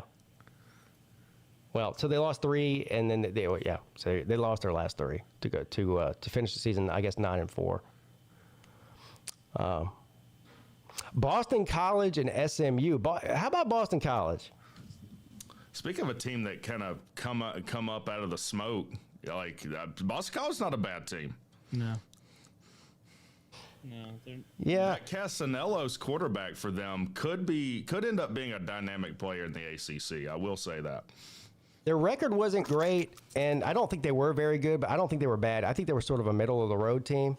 But, but you got to look at some of the games that they lost, were very close against good teams. I mean, didn't they take Florida State to overtime, double overtime? Yeah, and then they tried to make excuses like their whole team had the flu or something like that. Yeah. Florida State had the flu, yeah. Either way, Boston College was only picked to win 1 or 2 games this year. Oh, yeah, they definitely exceeded my expectation. I mean, I thought that they were going to be the worst team in the ACC. I'm pretty sure that we had them when we did our preseason picks, had them, 2 or 3 wins, right, C-Dog? I could pull it up. Yeah, I had them as my most overrated team and all this. Yeah. And that. Look, I was dead wrong about Louisville, man. They're legitimately good. So. Yeah. We're talking about Boston College now. Oh. I was wrong about them too. Whoever we're talking about. Yeah, whoever. Yeah. Well, that pretty much that you could say that about half of the ACC. So I guess it doesn't matter who we're talking about. Sorry, I have a bad habit of doing that. All right, now talk about casket. Rutgers 31, Miami 24. Oh my God, I don't feel well. Oh my God. Jesus. Did you guys see Stressful. This is my show 2 weeks in. By week 10, I'm going to be doing the show from a casket. Oh man. The touchdown Tim tweet after this game was amazing. He was It like, about got him banned, didn't it? yeah, he was like, he went to that game. He was like, I flew all the way out. F this team, F Mario Cristobal, F Rutgers, F New York City, and F Bad Boy Mowers. The Mowers, they're getting it. The Mowers? Yeah. The Mowers are catching shrapnel too? Yes. F tall grass. F the Yankees. Yes, he said the Yankees too. Yep. Oh my God. That's funny. Where does he live? Yeah, I'm assuming somewhere in Florida. Yeah. Yeah, so he went all the way up to New York City for that, huh? Yeah. Oh my God. Okay. Now I will say this: Miami is a bad team. Miami's a bad team. Yeah. So I'll say it. Man. to think I picked them to win, man. What do I do that for? I was about to say I almost feel bad for them, but I don't. I don't either. So- I don't either at all. No. Oh man. I don't even know what to say about this game. This game wasn't. I know the score says 24-31. So you say, okay, well, Pete, that's a 7-point game. Did you watch the game? I mean, the score is not indicative of what the way that game went. Rutgers controlled the game from the word go. I mean, the game wasn't competitive. So. Yeah, you hate to see it. I feel bad as a Tech fan sometimes, and then I'm like, man, at least I'm not a Miami fan. Yeah, geez. That'd be rough. Yeah, I don't even know where they go from here. They lose Van Dyke. We got a sort of a preliminary look at their quarterback. Did he transfer out too after the game? Or am I thinking of somebody else? Where's my Miami fans at? I don't even. People transferring in the halftime or something. With the I feel like that. So you see in the title of the video here, DJ ended up going to Florida State. We'll talk about that in a minute. But I'm pretty sure that Miami went after him too, and he chose Florida State over Miami. Yeah, because you don't want to have 4 OCs in 4 years if he stays there or something. I mean, Miami wants to fire Cristobal. Well, Miami Their does. fans do. They want to fire everybody every year. That's nothing new. Right, but now it's having consequences because they ran Van Dyke out of town, as far as I can see. He wasn't going to stay there and listen. So Tom says their other quarterback did transfer. Yeah, so I got that right. So the backup quarterback who played against Rutgers transferred after the game. And so now, who did he say? Brown is coming. Who's Brown? Coming back. Ja'Cory Brown? Ja'Cory Brown. He's coming back? Well, he was a freshman last year, so I guess he's a sophomore, junior going into next year. I mean, he's an athletic kind of. You know, he's the one that played in the game. Yeah. Yeah. So anyway, all right. So Brown's not transferring, is what he's saying. All right. But I don't know about him either. God, he had a rough day. Now I'm not gonna make that as an indictment on Brown. That's one game situation and in a bowl game. He didn't really play all year. Maybe he'll be fine. I don't know, but he played terrible in that game. I know that. I think he has a lot of potential that he's not lived up to. And they had a bunch of receivers that didn't play. I mean, Miami's opt-out universe. What is it with the Florida teams? Between Florida State and Miami, I mean, the amount of opt-outs, you could field a whole other team. Yeah. I mean, a scholarship team, 85. Yeah, and Cam Ward put the Nature Boys right, put the okie dokie, and Touchdown Tim said he had an inside source that Cam Ward was definitely coming to Miami, and then it didn't happen. Oh yeah. He's like, God, you're making me look bad. Yeah, he just started that inside source deal, which is funny. I believe he has some inside sources. I mean, he's pretty legit. Yeah, yes. Well, I tell you what, I'm not jealous of Miami as a program because they're a dumpster fire, honestly. But I am sort of as a YouTuber or content creator, whatever you want to call it, I am sort of jealous because the amount of content for that team is endless. If you're a content creator, oh yeah, it is just endless. So, rest in peace, Miami. I guess we'll see you next year with high hopes and whatnot. NC State. Now, listen to this. Maybe I should start doing this because I picked against NC State every single game of the season because that's what I do. Because I hate them so much. The amount of hate that I have for Dave Doran in particular can't even be measured on a Richter scale. Okay. I picked against them every year, but they kept winning and winning. They won a bunch of games that I didn't think that they would win. And so you got to give credit there. I finally picked NC State to win a football game in the postseason against my better judgment and my morals too. And they went out there and laid a fucking egg against Kansas State, 28-19 in the Pop-Tart Bowl. I picked them to win too, dude. I thought they were good, man. I thought they were good.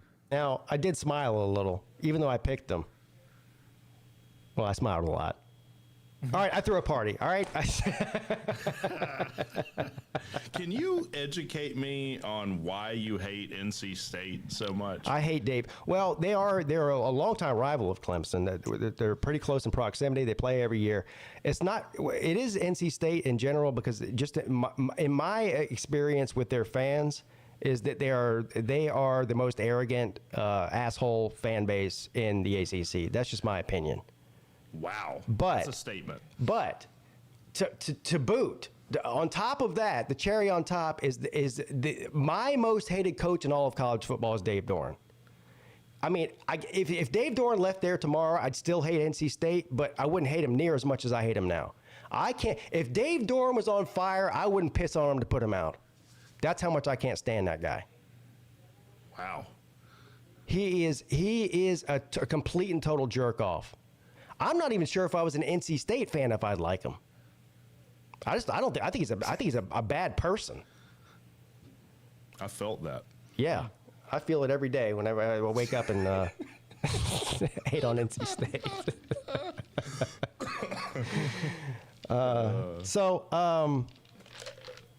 I'm not mad at this. I wanted the ACC to have a winning bowl record, but if NC State has to lose in order for them to have a losing record, I'm here for it. So. Nice. You got a super, by the way. So there it is. Yeah, thank you, Mike Luca. An Uber driver I had told me he was a Miami fan and recommended I watch 30 for 30. I died laughing. Nah, dude. He couldn't have been serious when he said that. Just walking into it. When is the next Miami 30 for 30 going to be? 2050, maybe? Oh, man. Maybe they'll make a 30 for 30 and say, just watch the original. It's the same. Like, we're down. All right, moving on. Clemson and Kentucky. Now, this, honestly, I know I'm a Clemson fan, so I'm biased, but just for anybody who watched this game, to me, this is one of the best regular, not playoffs, but regular bowl games of the entire season as far as the excitement standpoint. Yeah, this was a really exciting game. Yeah. I think I died at least 3 times during that game, clinically. Yeah. I'm not a doctor, but I think my heart stopped at least 3 different times. Right. Man, Clemson refused to run the ball.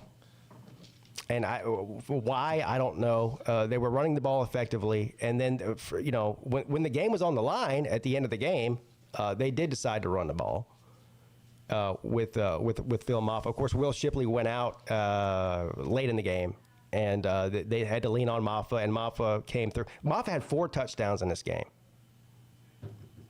What? Yeah, Maffa had 4 touchdowns in this game. Credit to Kay Klubnik on the last drive with, I think it was less than 2 minutes left to go in the game. He took the Tigers down the field 8 for 8 passing, and they go ahead by 3 to win. So a clutch performance by Klubnik. I don't think he had a great game by any stretch of the imagination, but that last drive, it was clutch by him. and the receivers. So shout out to Clemson for that. I was a little bit worried about this game coming in. I thought it was a bad matchup for Clemson, and I was worried about the turnovers. But they came through in the end. I still believe that that Clemson was a much better team than Kentucky. This game shouldn't have been as close as it was. The play calling, like it has been all year, was absolutely atrocious. And they put the ball in the hands of Cade Klubnik instead of on the backs of their two best offensive players, Will Shipley and Phil Maffa, until the end. But they found a way to win it, and so I'm happy about that. But what a great game for anybody who saw it. It was a great game. What do you think is up with Clemson's play calling? Because I know you've criticized it every year I've listened to you on YouTube, and Garrett Riley was like one of the premier hires, not just of that year, but in a while. Is it that Dabo just has his thumb on the scale, or what do you attribute that to? I do feel like that Dabo's got his hands in the cookie jar there a little bit, and probably needs to let Riley do his thing. I don't know for sure because they don't really tell you. You know what I mean? Right. But I do feel like that there's some sort of fascination with proving to the country and everybody that Cade Klubnik is that guy, right? In my opinion, Cade Klubnik has a lot of potential. He can make all the throws. He's athletic. He's got all the physical tools to be a great quarterback, but he makes bad decisions. And in a game like this, I think you need to lean on your best players, your veteran players who don't make bad mistakes, as a whole. And that would be your two running backs. And they just refused to run the ball. I mean, I think they ran the ball like the entire third quarter like 3 times. I mean, it was mind-numbingly bad. And look, they had no receivers. I mean, Brenningstool, the tight end, Antonio Williams came back, and Adam Randall had probably his best game in a Tiger uniform. But really, they just didn't have what it took in the passing game up until that last drive when it was clutch. And they just refused to run the ball for some reason. I couldn't. I was out of my mind. For anybody who watched that live stream with me, I was out of my mind. I actually almost broke shit in here. I mean, I was incensed, but they found a way to get it done. But I just don't know what the fascination with Cade Klubnik is. And trying to prove to everybody that he's the guy. You know what I mean? He's got a lot of growing up to do. I think he'll be okay. The problems that Cade Klubnik has, in my opinion, can be coached out of him. But this wasn't the time to do it. The time to do that is between now and the beginning of next season, not during bowl week. And it almost came back to bite him. Interesting to me is like Tech struggled to throw the ball especially in the second half of the season. We just kind of stopped throwing the ball, because running the ball worked, and we were like, why would we need to throw it if we don't need to? It seemed like what Clemson needed to do against Kentucky in that game. Just run the ball. Wow. But that was also a victory over the SEC, so suck it, SEC homers. Hell yeah. And last but not least, the game that we shall not speak about. We spent a lot of time talking about it at the beginning of the show. What an embarrassing bowl game, just for everybody involved. I almost feel bad for Georgia for having to even take the field against, it wasn't even a Florida State team. I don't even know what you call it, the Florida State practice squad. And I know Georgia fans keep telling me, well, Florida State had 30 opt-outs, Georgia had 28, so they were basically on the same playing field. No, they weren't. Every single person that anybody knows their name for Florida State didn't play. I recognize plenty of Georgia players. Georgia's a much deeper team through recruiting over the past, at least 10 years, probably longer than Florida State. If both these teams had their first stringers in there, I'm not saying that Florida State would have won. I'm not claiming that they would have. This game would have been a lot closer than 62-3. It just would have. Yeah, well, you have to walk some of these simple-minded people through it. I mean, if your starting quarterback opts out, does that hurt you the same as your third-string defensive tackle? No, not at all. Right. And that's kind of what it was in this game. Right.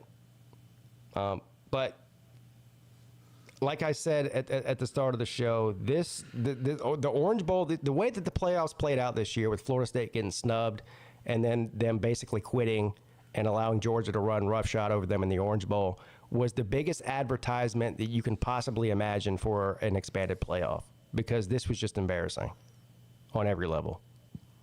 Agreed. I mean, what did you think? And you might have said it on a video, Kirby's comments in the post. Yeah, I saw some of that.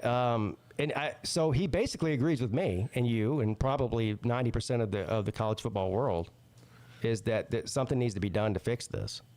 Yeah. But the question is, though, how do you fix it?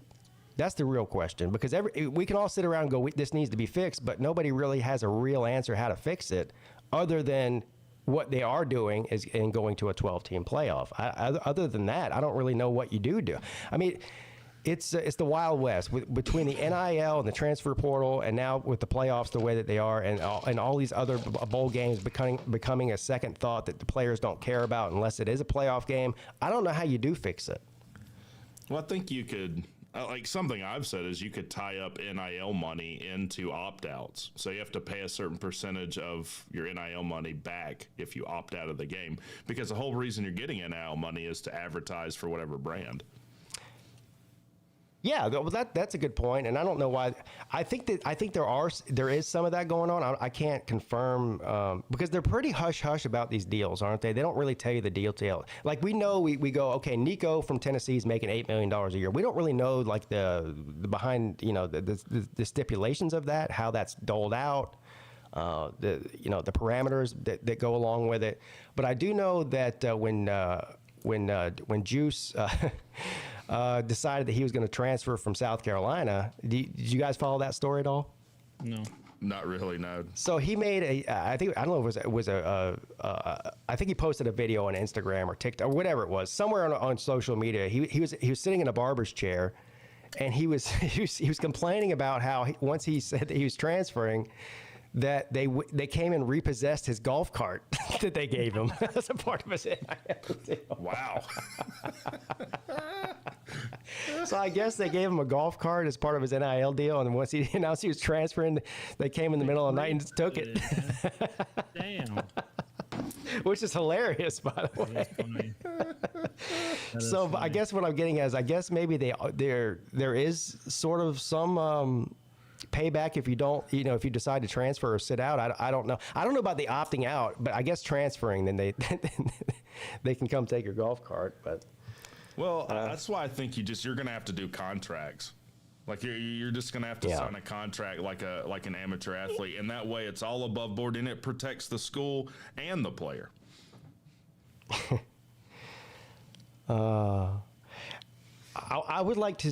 What they should, if they were smart, they would do an auction and auction off his golf cart, because there's some dumbass South Carolina fan that would pay like $30,000 for that golf cart just because he rode in it. Yeah. Could you imagine explaining that like 10 years from now? Like, whose golf cart was that? Well, this guy that was really good for us that gave us the middle finger and went somewhere else. It's his golf cart. That'd be embarrassing to explain. Thank you again, Mike Luca, for the super chat. I agree with that with what Rec Talk said. Poop or get off the pot. What Florida State did disgraced the history-rich Orange Bowl, in my opinion. Yeah, and you know what? I kind of have to chalk this up as being a boomer, I guess. I don't know, because the younger generation, and now I'm sounding old for real when I say that, they don't see the Orange Bowl as prestigious. The only thing that's prestigious to them is the playoffs. That's it. But that is not the way it's always been. An Orange Bowl victory for a football team over history was a big fucking deal. And it's just not anymore. Yeah, it was the 4 big bowls, right? The Orange Bowl, the Rose Bowl. Well, the six bowls, but. Well, the 6. Yeah. But yeah. During the BCS era, didn't it always rotate amongst 4? Yeah. Yeah. I mean, yeah, the orange, the sugar, the rose, and I guess either the peach or the cotton. The Fiesta Bowl. It was the Fiesta Bowl. Yeah. But nonetheless, the Orange Bowl was a big deal. And, if the Orange Bowl is not hosting a playoff game, then these players just could care less anymore. Now, again, as a Clemson fan, I'm in a slightly different position than most other. I mean, if Clemson were playing in the Orange Bowl, I mean, we're talking about a team that's won 2 national championships in the past 10 years. There would have been, they would have showed up. The team would have, and it would have been important to them. But they're not Florida State. They're not in the same position as Florida State. Florida State had a great season, but the two programs right now are not equal yet, in my opinion. Not right now. No, I think you asked at the beginning, like, how do you fix the bowls? Like, these bowls are unwatchable. Well, the number one thing, like, you got to address things in the order they're killing you. And the portal's what's killing you. Opt-outs are what's killing you. That's the first thing that needs to be addressed. And I know people, well, I don't know what to do about it. Well, anything's better than what's going on right now. Well, yeah, that's a good point. Yeah, I agree with you. Anything is better than what's going on right now. But we're gonna be singing a totally different tune at this time next year, and we'll see the experiment the way it plays out. You know, I feel like there's always the good with the bad with these kinds of changes. I mean, there was a good and a bad that came with switching from the BCS to the playoff system, and there's going to be a good and a bad with expansion.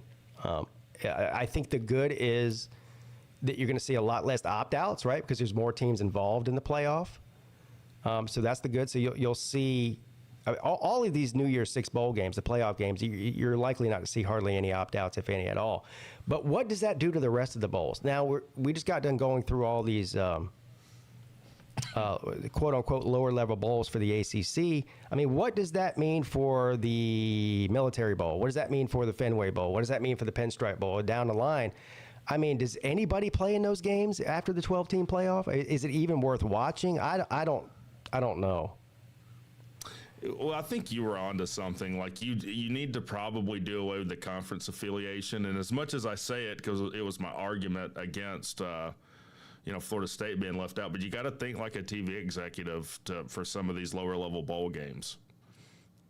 Like you said, with an Oregon State and Clemson or whatever. Yeah. You got to give people a reason to watch them. Yeah, I agree. Unfortunately, I don't think that's going to happen. But at least not anytime soon. I mean, I will admit that this is the first year that I was least interested in the majority of the bowl games this year than I have been any time that I can remember in my life. And it's because of the opt-outs. I don't know. I feel like there was still some really good games where you had not a lot of opt-outs. I feel like it actually hasn't been as bad as years past. Yeah. I mean, obviously some games were really bad, but there was also some really entertaining ones this year.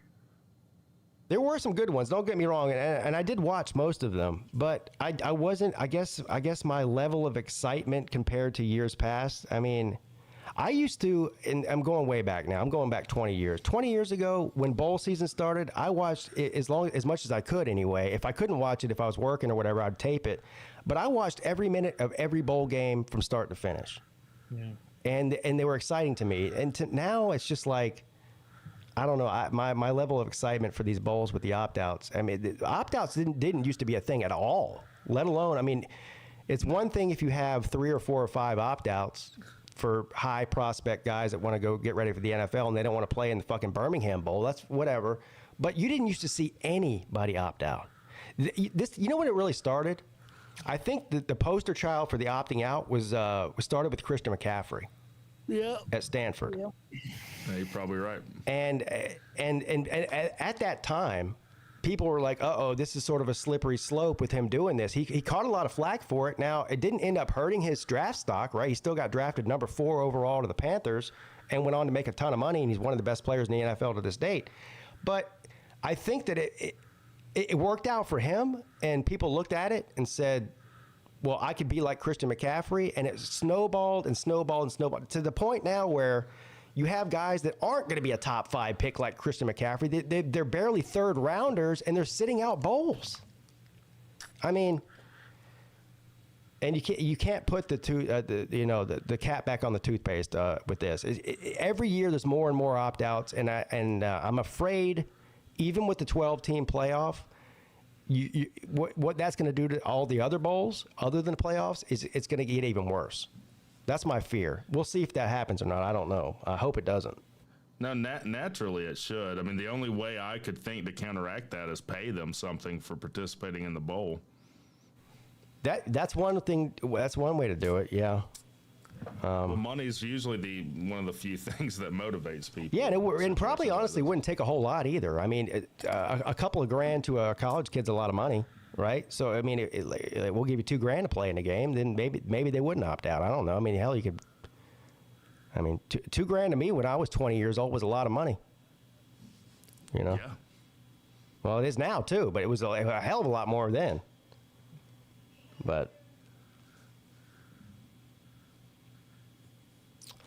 anyway, I don't know. Are you guys as depressed as I am? I want to be positive here. It's a new year. No, let's be positive here. But well, first of all, I'm depressed that the season's ending.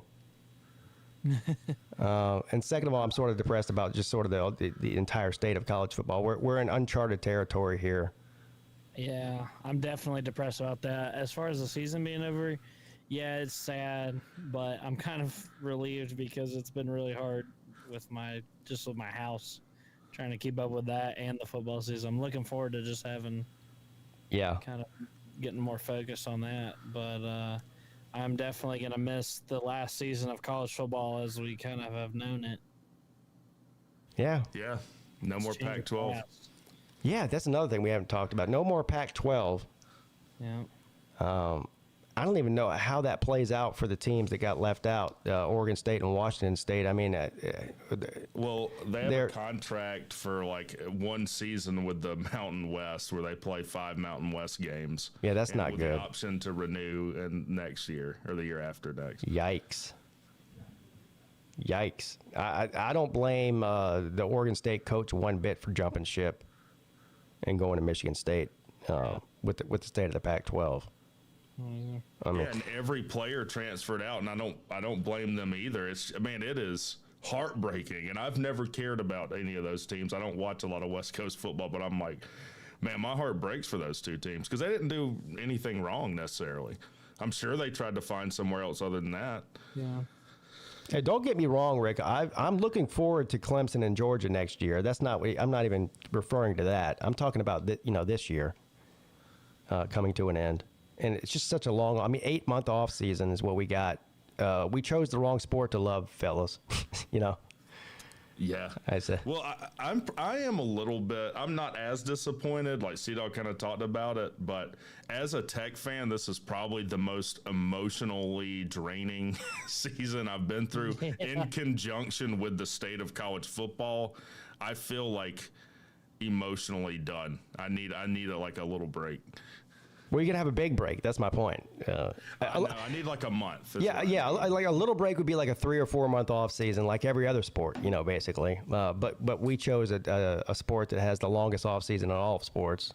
But before, we got about 10 minutes left here. Before we get off, some of the big news of the ACC is DJ Uiagalelei is going to Florida State. Dude, I posted this on Twitter. There might be a part 2 of the buzzsaw versus the ukulele. Oh shit! The buzzsaw, if we remember, has already defeated the ukulele once. But from a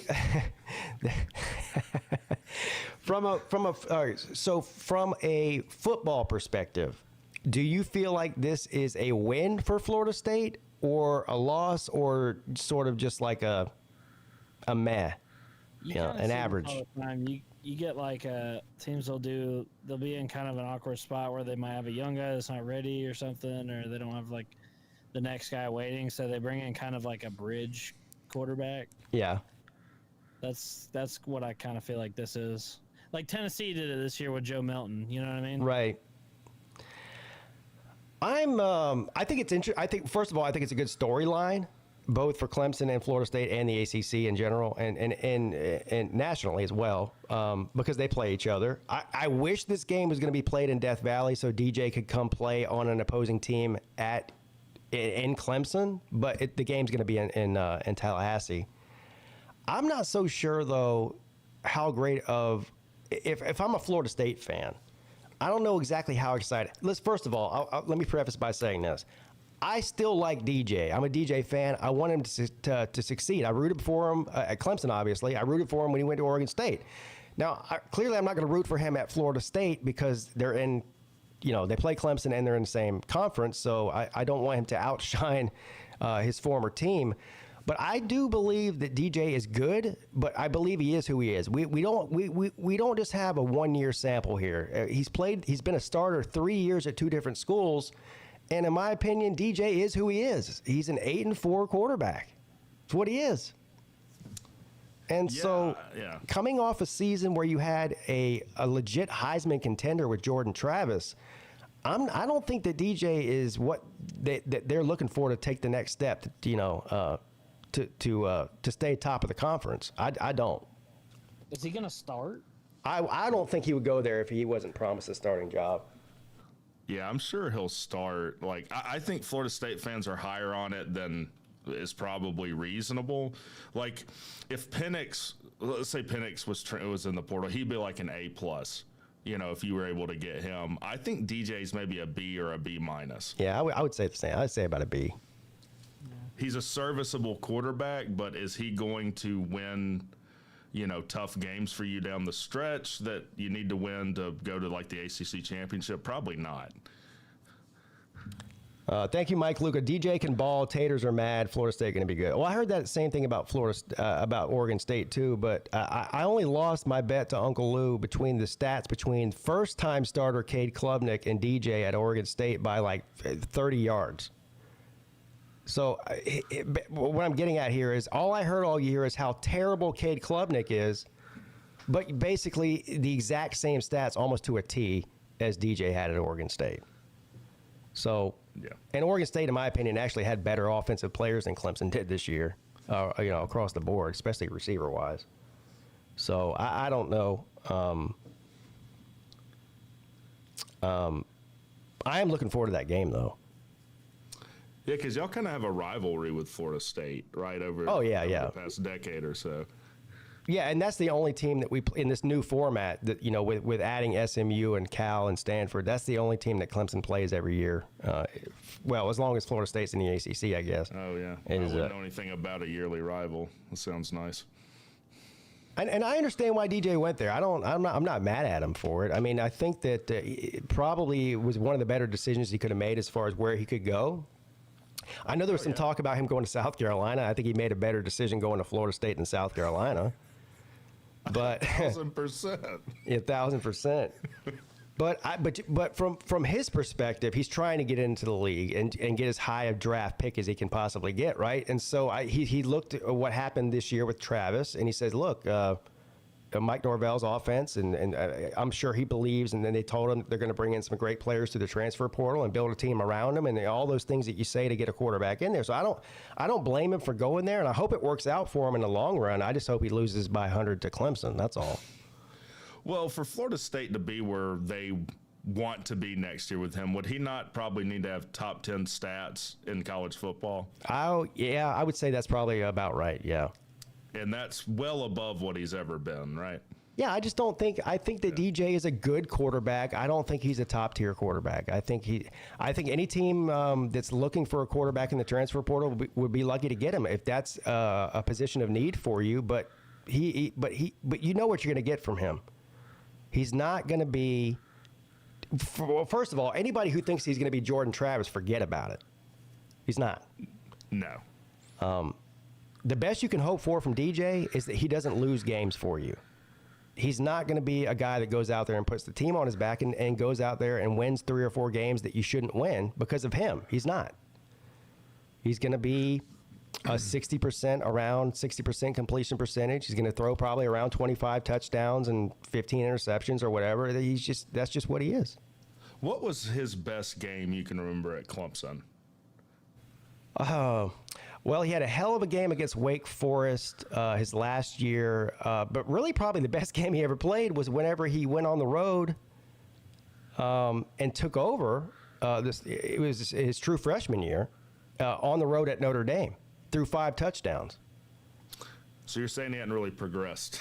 No, a whole lot in his career, yeah. Not really, no. I mean, I think he probably did better as far as a turnover margin. He turned the ball over a lot at Clemson. And listen, a lot of that wasn't his fault. A lot of that was the offensive scheme really wasn't tailored to his strengths. I think they did a better job at Oregon State as tailoring the offense to his strengths. And he turned the ball over less at Oregon State than he did at Clemson. But other than that, he's still the same guy. I mean, he's, like I said, he's slightly above average in my opinion. Yeah, I'd agree with that. And I don't even know what the quarterback situation other than DJ is. If they're again, there's no Florida State fans that came on here tonight. Well, I see. They have one quarterback on their roster right now. Do they not have like some kind of hot shot quarterback recruit coming in? I don't know. Probably do, but I'm saying their current roster. I think they do, but he's just not going to be old enough to start the job. So yeah, I'm pretty sure they have a pretty highly ranked quarterback coming in. You mean a true freshman, a 2024 signee? Yeah, I think so. Yeah. Well, Luigi Green's in here. He could tell us. But either way, he'll be the starter, and as long as he stays healthy, he'll play the entire year. And I think he'll do okay. I don't think he's I don't think he's a terrible quarterback. No. Luke, what's his name? Luke. What is up with these people's names? Is there a football player these days where you can pronounce their fucking name anymore? No. Luke. We just got through talking about one. Kromenhoek. I don't even know if I said that right. Yeah. He's like really highly ranked. Yeah, I know that. Yeah, that's what I was thinking of. Man, broadcasters must be having a fit these days with these names. You got to do your research. Yeah, you do. Well, it took. I mean, the entire time DJ was at Clemson, there was like a grand total of like 2 announcers that could pronounce his name correctly. What's the best mispronouncement you heard? I don't even know. Well, obviously the ukulele is the funniest one. Yeah, but nobody called him that on a live broadcast. They'd be fired immediately. Oh, they'd be on YouTube with us after that, wondering what happened to their life. Yeah. I'll never forget the first time that DJ did, when he first signed with Clemson and he did his first press conference with Clemson media. They had no idea how to pronounce his name. He had to correct them like 3 times. He's like, it's very easy. It's Uwe Ungalale. And they're like, it was like watching a bunch of 3rd graders trying to learn the alphabet, They're all sitting there going, Uwe Ungalale. Well, that's like 7 syllables. I mean, you gotta like reset and midway through that name, make sure you got the first part right. Yeah. Now everybody knows how to pronounce it, though. It's one of those things. It rolls right off the tongue now. So, anyway, all right, guys. Well, I guess that's going to do it. 9 o'clock. Any final words? Thank you, Rec Talk, for coming on and talking some ACC ball with us and some college ball with us. No, thank you for having me, man. I don't have anything. I know, we'll all probably be streaming the national championship game, and I'm sad that the season's ending too. But we'll give us your pick for the game then. Your official pick. Well, it doesn't have to be official, but whatever. Your ACC show pick for the national title game. Washington is a 5-point underdog. Let's keep that in mind from a betting standpoint. Bogus. First of all, I picked it right up to this point. I said Michigan-Washington would be your national title game. I was right. Give me the Huskies all day. All right. Well, I'm going to ride your coattails. I'm putting my money on the Huskies at +5. I hope they do win, and I don't have a problem with Michigan necessarily. I'm not a big fan of Jim Harbaugh, and I'm not a big fan of cheating. So there is that. But I think that Washington's probably the best story right now going. So, if I don't have a dog in the fight, no pun intended, Huskies are dogs. If I don't have a dog in the fight, I'm going with the team with the best story. And I'm a big fan of the adversity that Michael Penix Jr. and that team has overcome this season. Big Penix energy. Big Penix energy. There you go.